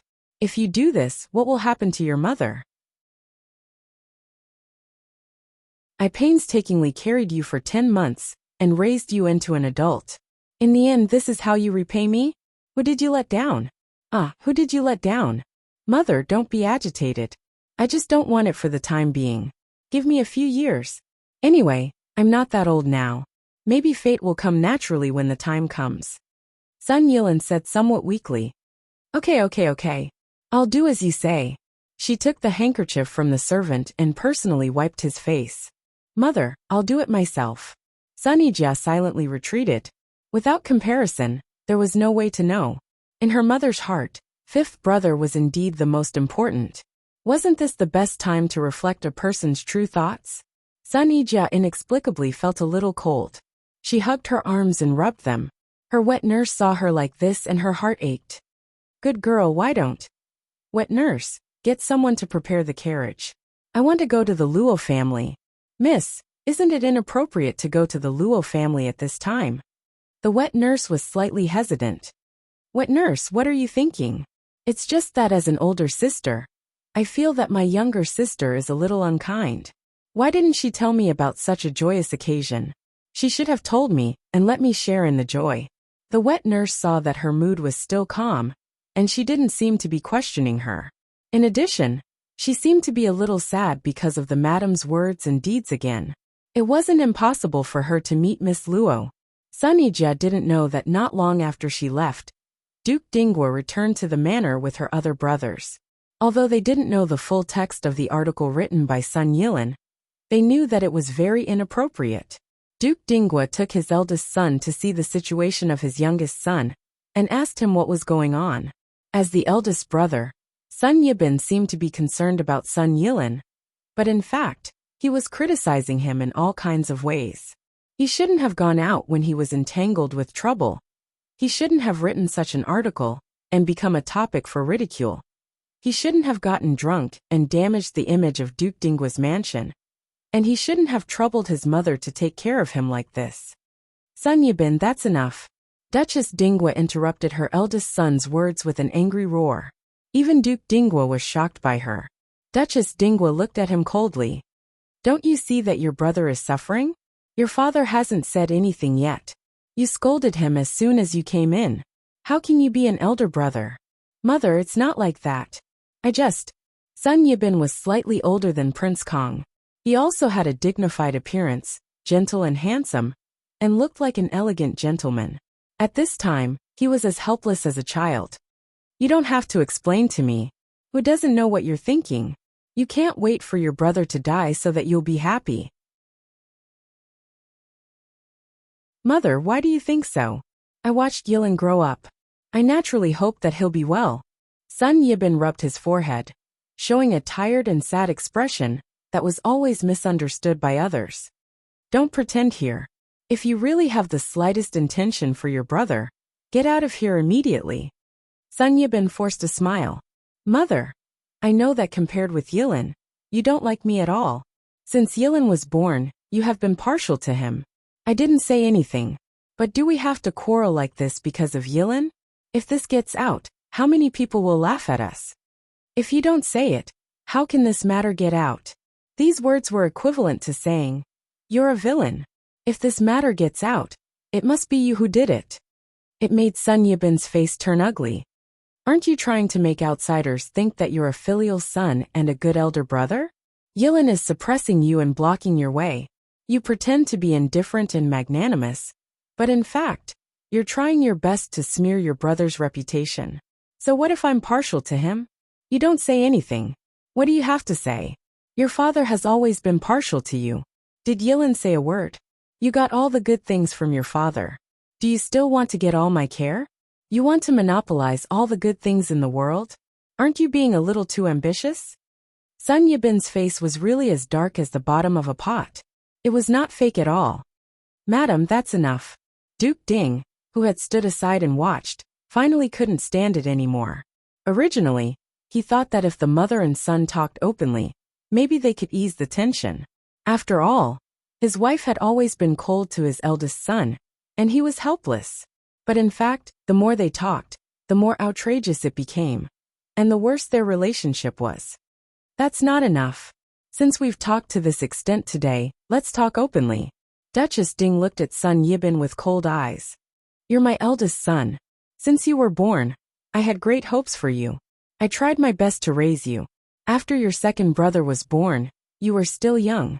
I was worried that you would be instigated by others, so I was more devoted to you and neglected your second brother. When Yilin was born, you were already more than 10 years old. I thought that you should have the ability to distinguish right from wrong. I thought that I had let your second brother down, so I couldn't let your fifth brother down. So I took care of him more, but I never ignored you. Even so, you were still jealous of him and held a grudge against him. What's more, after he was enlightened, he showed far more intelligence than ordinary people. So you couldn't tolerate him and wanted him dead. Mother. Sun Yibin's pupils contracted sharply, showing panic. He hurriedly concluded Duchess Ding's words. It seemed that he had a premonition that his next words might cause him great trouble. Duchess Ding sneered. When Yilin was 5 years old on a cold winter day, Mother. Sun Yibin even ignored his manners and reached out to cover Duchess Ding's mouth. At this time, not only did the silent Sun Yilin open his eyes, but Duchess Ding also looked sideways. Duchess Ding slapped him in the face and Sun Yibin stepped back. You pushed your brother into the lotus pond with your own hands. Do you think I don't know? Sun Yilin widened his eyes in disbelief, and Duchess Ding was even more shocked beyond words. But seeing Sun Yibin clenched his fists and trembling all over, it meant that Duchess Ding was telling the truth. How could it be? How could it be? How black-hearted do you have to be able to kill your younger brother at such a young age? Do you know how heartbroken I was at that time? The son I worked so hard to raise was worse than a beast. It's because you're my son that I can't bear to see you taint yourself. Everyone else thinks that I'm crazy. I killed so many people because I didn't take good care of your younger brother's servants. I'm crazy. I'm crazy because of you. Yilin had a high fever and was unconscious. At that time, you looked very worried and went to see him whenever you had time. I thought you felt guilty. I thought you were just confused for a moment. I wanted to give you a chance, but what did you do? The second and third time you wanted to kill your brother. At that time, you were actually wondering why he was not dead, right? When you learned that your brother's brain might be damaged, do you think I didn't see how happy you were? After he recovered, do you think I didn't see how sorry you were? He forgot what happened before, and after he fell into the water, do you think I didn't know how lucky you were? You are such a black-hearted thing. Why should I like you and be partial to you? As for Yilin, if I didn't protect him and be partial to him, how could he live until now? Sun Yilin narrowed his eyes and looked at Sun Yibin sharply. He once thought that this elder brother of his was really good to him when they were young. It turned out that even this was fake. In fact, there was no affection between them except for that little bit of blood relationship. Brother, you are very good. Really very good. No wonder after his serious illness, his mother told him not to follow his brother. When he asked why, his mother told him that it was because his brother had grown up and had a lot of things to do. He was very busy. He believed it, but in fact his mother wanted to protect him and separate him from his brother. Even if the affection was real, it was almost worn away, let alone fake. Then he didn't need to hesitate anymore. Sun Yibin, who had been exposed, gradually recovered from his trembling. He didn't feel guilty, nor did he want to atone for his sins. There was only indifference in his eyes. "Mother, since you have hidden it from me for so many years, why don't you continue to hide it?" Sure enough, Sun Yilin is your favorite. Duchess Ding was not surprised by his reaction. "Continue to hide it? I watched you use endless means to deal with Yilin, and he repeatedly gave in for the sake of affection. Even when he fought back, he didn't hit hard. Not only did you not stop, but you became more and more vicious. Until now, you still don't repent. You are really incurable. I didn't do anything wrong. Why should I repent? The enemy should be completely eradicated. This is what father taught me." Duke Dinghua took 2 steps back with a pale face. He didn't believe that this was the son he had taught. He tore off the layer of hypocrisy and turned into a beast who didn't recognize his own family. However, he had been deceived by such a beast. "Is your younger brother also your enemy?" "Of course, anyone who wants to compete with me is my enemy. Sun Yilin is no exception. Who caused him to come to this point? If you didn't harm him again and again, would he compete with you? He still competed with me, so I did the right thing from the beginning. A person like him won't have ambition until he is dead." Sun Yibin turned to look at Sun Yilin and suddenly smiled. "Yilin, you can't be like this. You are as weak as a little girl. How can you compete with me? I'm waiting for you. Let's see how capable you are to make a comeback." Then he turned to look at Duchess Ding. "Father, for so many years, you refused to ask for the title of heir apparent for me. Is it because you actually like Sun Yilin more in your heart? It's just that he is still young, and you are worried about him. So you deliberately suppressed him for me to see, and let me put down my guard. In fact, when the time is right, you will ask for the title of heir apparent for him, so that my efforts will be in vain, and I will have nothing? Fortunately, I was prepared. If I did everything according to your instructions, wouldn't I be a puppet now? Father, you are not young anymore. It's time for you to enjoy your remaining years. Let me do the more glorious things of Duke Ding's mansion." "Bastard!" Duchess Ding's eyes were about to crack. His blood rushed up and his face flushed. He slapped him. Sun Yibin grabbed his hand and threw it away. "Father, I hope to see the memorial to ask for the title of heir apparent for me tomorrow. I still have things to do, so I'll take my leave first. Otherwise, why would you only expose me today when you already know my true colors? It's been so many years. What I want is already in my hands. If you say it now, it won't affect me at all. On the contrary, I should be thanking you. You don't have to put on an act in front of father anymore. It's tiring to listen to his orders and be controlled by him. It's the most satisfying to be able to make your own decisions." When he came in, he still looked like a modest gentleman. When he went out, it was as if he had taken off the shackles on his body and became wanton and ostentatious. Sun Yibin's change was an unprecedented blow to Duchess Ding. Even if Sun Yilin disobeyed him, he would at most be angry. But now, he seemed to have aged 10 years in an instant. What he lost was his essence, chi and spirit. There were even signs of a stroke. Duchess Ding also lost her sharpness and coldness. With a stupefied expression, she took 2 steps back and sat on the edge of Sun Yilin's bed. After sitting for a while, she turned to look at Sun Yilin in a daze. "Yilin, I'm sorry. It's mother's fault. If mother had said it earlier, maybe. This was also a blow to Duchess Ding. Sometimes, it was not easy to say what was hidden in one's heart. In fact, she was the one who suffered the most and suffered the most. When she learned that her eldest son was such a person, how could she not think of correcting him? But obviously she failed in the end. That person, from the beginning to the end, didn't think that he was wrong. He just hinted that he would only be respectful on the surface. If she made it clear to him, maybe he would hide deeper and have more vicious thoughts. Compared with the 2 of them, who were on the verge of collapse, Sun Yilin was almost unaffected except for being firm in his previous practice. He didn't even worry about whether Sun Yibin had secretly controlled Duke Ding's mansion, and even the Sun family. When Sun Yibin was full of confidence, and seemed to have the power in his hands, he inexplicably thought of Prince Jin Li Hongyuan. Sun Yibin's ability was not small, but Duke Ding was not a fool. It was possible to do a little trick under his nose, but this kind of thing like controlling the power of Duke Ding's mansion was simply a big joke. Sun Yibin had not been able to become the heir for a long time. He didn't even have the confidence to paint a cake to appease people's hunger. In addition, Sun Yilin grew more and more outstanding, and was even favored by the emperor. Even if Duke Ding had always supported his eldest son, it was useless if the emperor didn't agree. Why would those people support Sun Yibin? Sun Yibin's confidence was nothing more than forcing Duke Ding to confer him the title of heir, so that he could be justified. In addition to old Madam Sun, there were also the elders of the Sun family.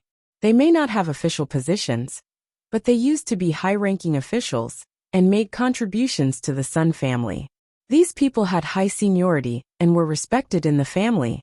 Even as the patriarch of the Sun family, Duke Ding couldn't ignore their opinions. Instead, when they preached, he had to listen respectfully. The glory of Duke Ding's mansion was indispensable to these people. Mother, you didn't let me down. No matter how wrong he is still your son after all. Can you push him to his death? I am fine now, so you don't have to feel guilty.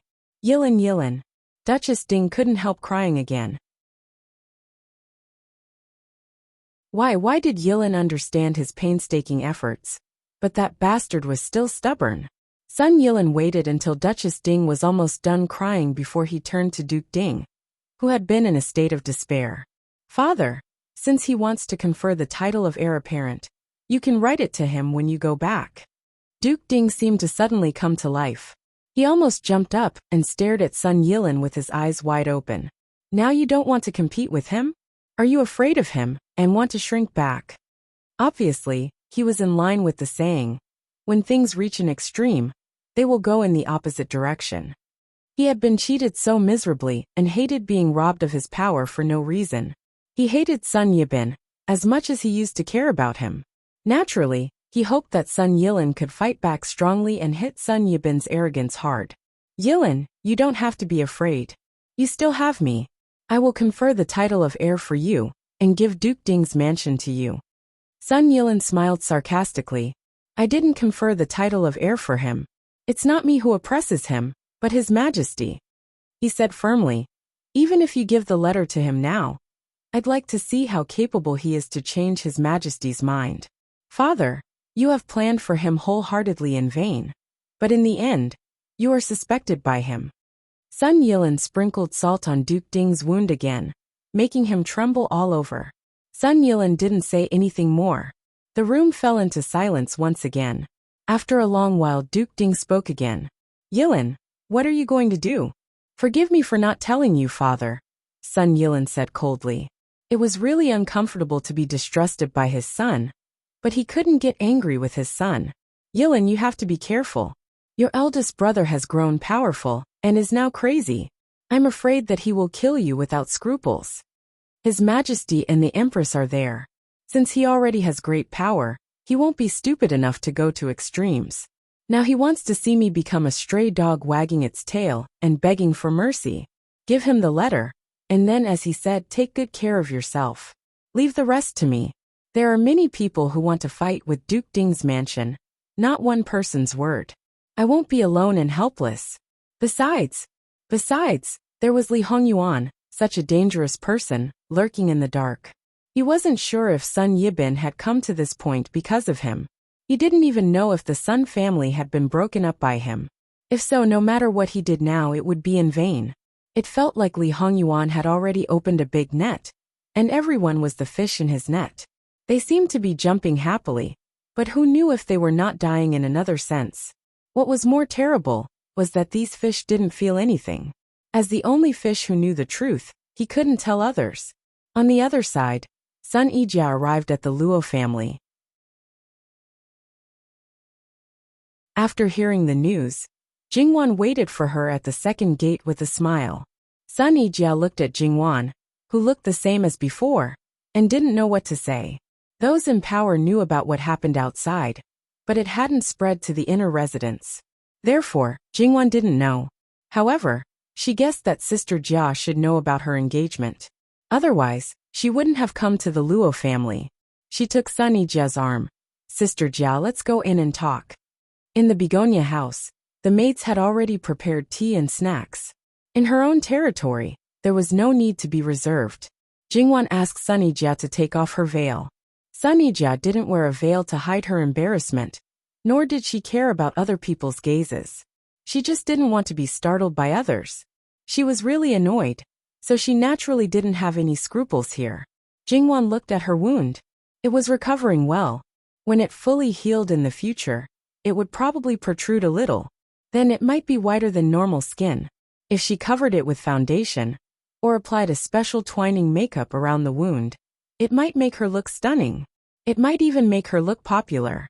When she saw how careful Jingwan was with her wound, she suddenly felt that Sister Wan might have a ruthless and resolute side. Sister Wan, you deliberately hid it from me, right? It's not like I didn't write to you these few days.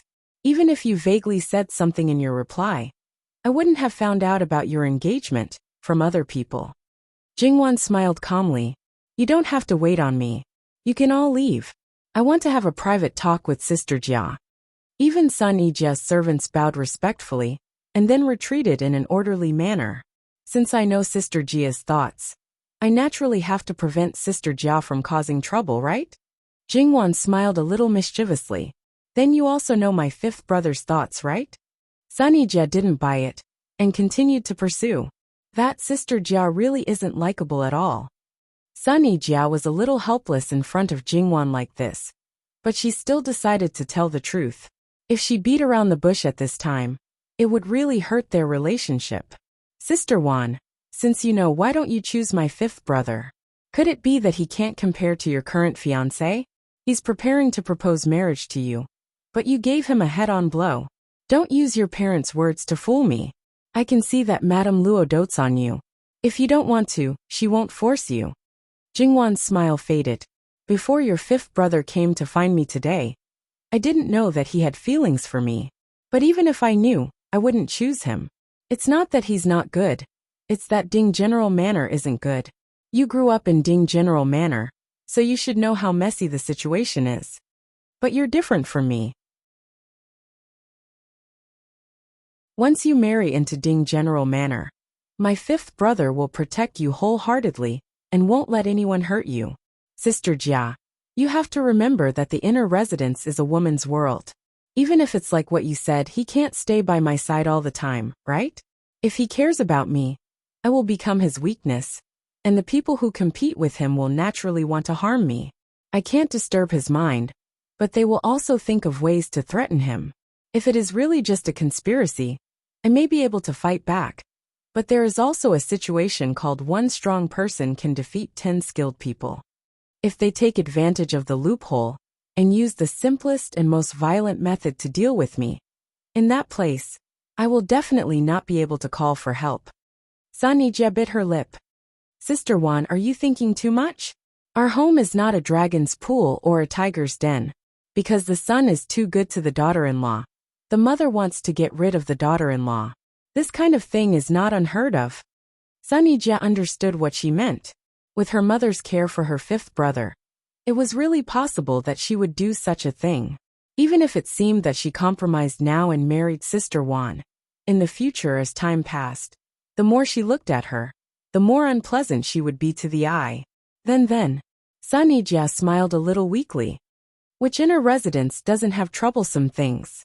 Sister Wan, are you sure that if you marry into another family, your life will be smooth sailing? At least it won't be worse than Ding General Manor. In fact, I'm very tired of fighting.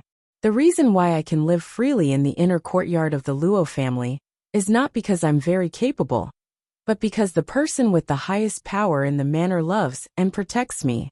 If I'm constantly trapped in the inner courtyards fighting, I'll probably be driven crazy. Didn't you say that if you really have someone in your heart, you're willing to change for him, endure for him, and do anything for him? Jingwan glanced at Sunny Jia strangely.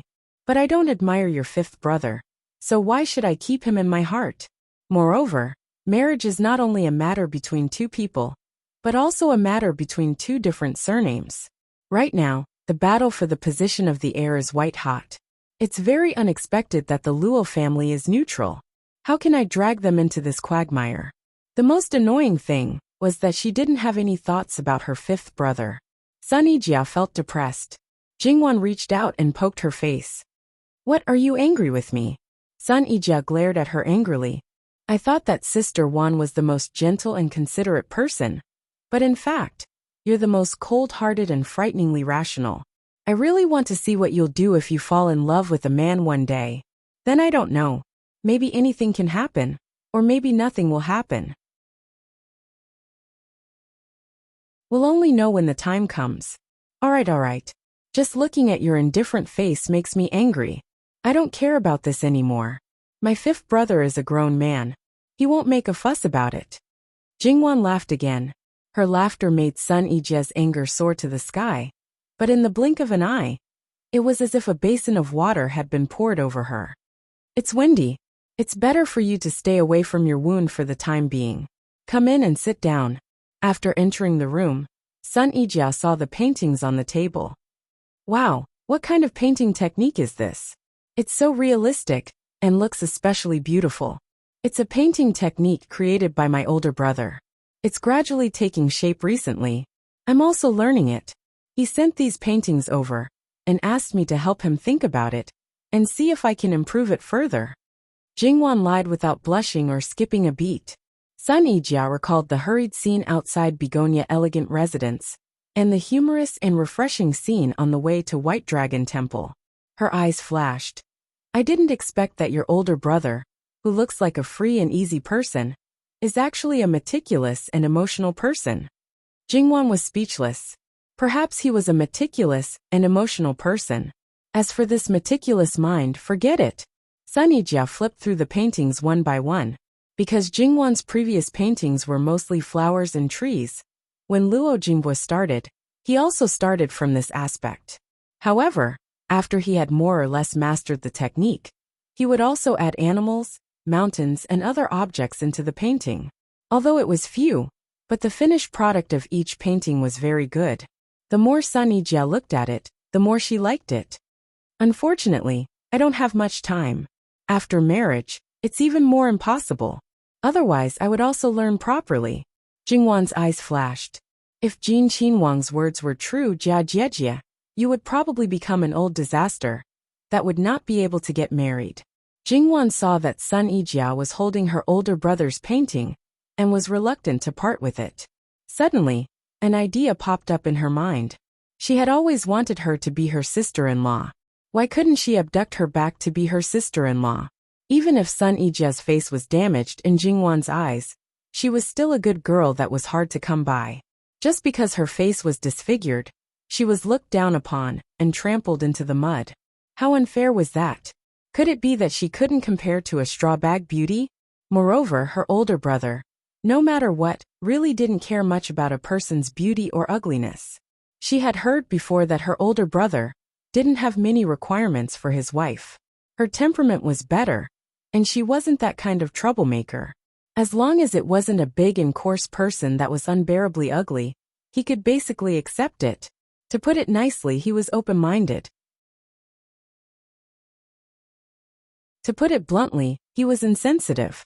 If it was before Jia Jiejie's face was disfigured, she wouldn't have thought of this. If Jin Qinhuang broke off the engagement, she was afraid that the marriage would be even more difficult. No one would be willing, or even dare to marry her.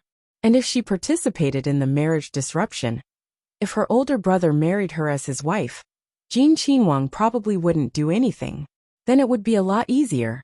The interest of these two families would also be a lot weaker, because Sun Yijia didn't have any value. Although it might be a bit unkind to think this way, and even suspected of taking advantage of someone's perilous state, it was also the truth. Thinking about it carefully, their family was actually quite suitable for Jia Jiejie.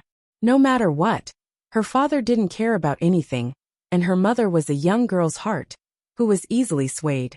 In their branch, Yin could be considered to be well-behaved. Jia Jiejie's temperament wasn't bad. She grew up in Dingguogong Fu, and was trained according to the standards of a Qinhuang Fei. Her skills definitely weren't bad, and she was more than enough to protect her mother in the Luo family's inner courtyard. The more she thought about it, the more she felt that there wasn't a better candidate than her. However, even so, it was still very difficult for her to handle this matter. Moreover, she had to wait until Jin Qinhuang settled the marriage. Before that, she couldn't even mention it to her grandmother. Of course, the most important thing was to know Jia Jiejia's wishes. Just as she was thinking, a servant girl came in to report. "Miss, third young master is looking for you. What is he doing here at this time? Doesn't he know that I have guests here?" Jingwan glanced at Sunny Jia and saw that she was startled. "Is it that brother of yours? Hurry and go take a look. Maybe there's something urgent." Without waiting for Jingwan to speak, Sunny Jia reached out to push her. It seemed that she was more anxious than her own younger sister. Jingwan was slightly confused. It couldn't be that when she had the idea of matchmaking the two of them, this one really had the idea? "Okay, I'll go take a look. I'll be back soon. Don't worry, it doesn't matter if I wait." Jingwan really wanted to roll her eyes. After going out, Luo Jingbua held a large roll of paper in both hands. "Third brother, what is this for? Hurry, hurry, hurry, let me borrow the study." Luo Jingbua didn't dare to ignore Jingwan's study. Jingwan was also puzzled by his impatience and hurriedly followed him. Jingwan's study was spacious and specially arranged to be a place for painting. A piece of paper that was a zhonglong could be spread out completely after casually tidying it up. "Little sister, hurry and help me take a look. I keep feeling that something is wrong." Before Jingwan walked in, she saw a half-completed painting of birds looking up to a phoenix.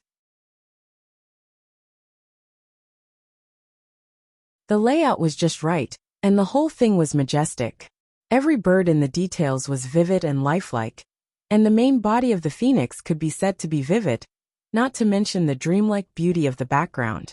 This was just a simple color. Jingwan didn't expect that Luo Jingbua could have such achievements in fine brushwork in such a short time. "Little sister, I've adjusted the color of the phoenix several times, but I still feel that something is wrong. Let me take a look." Jingwan stepped forward. Luo Jingbua used a light yellow as the base color of the phoenix. This was to turn the phoenix into a golden color. This color was more difficult to control. If it was too light or too thick, it would look dull. And if it was too bright, it would feel gaudy. It was not suitable for the solemn atmosphere of the king of birds. Jingwan thought for a while and stood in front of the shelf where she displayed her paints. After a moment of silence, she took out a few colors and began to mix them. He had forgotten that there was still a guest in the courtyard. Sunny Jia didn't mind waiting for a while. But if she waited for too long, would little sister one really not treat her as an outsider? After asking where Jingwan was, and knowing that the Luo family's third young master was still there, and that they were painting, Sunny Jia still walked into the study after hesitating for a while. However, when she saw the painting of the person who had his head lowered, and was painting seriously, Sunny Jia's heart couldn't help but skip a beat. It seemed that in order not to disturb him, Sunny Jia couldn't help but slow down her breathing as she walked closer. After Luo Jingbua finished coloring the tail feathers, he vaguely felt that there was someone in front of him, and thought that it was Jingwan. "Little sister, what do you think?" Then he raised his head and met Sunny Jia's eyes. Luo Jingbua was startled, and then said apologetically, "Hello, Miss Sunday. I'm sorry, I forgot that you were still here. Please forgive me." Sunny Jia instinctively covered her face. Her face was a little red as she said softly, "No, Miss Sun, the wound on your face hasn't healed yet, right? Don't use so much force or else it'll hurt." His words were very natural and pure. There was no shock, sympathy, or disgust in his voice. Jingwan raised her head and looked at the two of them. "Say, is it really okay for a man like you to casually speak about the wound on a girl's face?" However, looking at Sister Jia's expression, it didn't seem like he had poked her wound, but her heart instead. Sunny Jia didn't put her hand down. "Young Master Luo, don't you think it's ugly?" Now for some reason, she cared about her face more than ever. There was even a trace of regret that she didn't notice. "There's nothing ugly about it. The damage has already been done. It doesn't matter if it's ugly." Seeing Sunny Jia's red eyes and tears gathering in her eyes, Jingwan used to think that there was nothing wrong with her brother being insensitive. Now she wanted to beat him up. He was simply a blockhead. "Bastard, how could you say that?" Luo Jingbo lowered his head and looked at his painting. He didn't see Sun Yijia's expression. However, you girls might care a lot about this kind of thing. Actually, I don't think it's necessary. No matter how beautiful a person is, if she has a heart of snakes and scorpions, no one will like her. On the contrary, even if her appearance is damaged, as long as she has a good heart, even if others can't accept her for a while, they will genuinely like her after a long time. Really? Sun Yijia asked in surprise. Fine, it was a lucky hit. She worried for nothing. Yes, Luo Jingbo answered very casually, but he didn't know that he might have stirred up a pool of spring water. Little sister, go accompany Miss Sunday. I'll think about it myself. It's okay. You guys go ahead. I'll just watch. It's actually quite enjoyable to watch you guys draw. Sun Yijia hurriedly waved her hand. Luo Jingbo was one of them. Since you're happy, you can do whatever you want. It wasn't like a man and a woman were alone in a room. He didn't want to deliberately avoid arousing suspicion. He always felt that it was unnecessary. When it was necessary to avoid arousing suspicion, he should avoid it. But since they had already met, it was naturally fine. He thought that his actions were righteous and upright. There was no need to be so harsh. https://www.bicken.com/11/11807/6652980. HTML. We will deal with it as soon as possible. After reporting, please wait patiently and refresh the page. Please remember the domain name of this book, www.bicken.com. Bicken.com mobile version reading website, Bicken.com. You're tuning in to the Earbook Haven YouTube channel. Don't forget to subscribe and join us on this journey to catch the most captivating stories.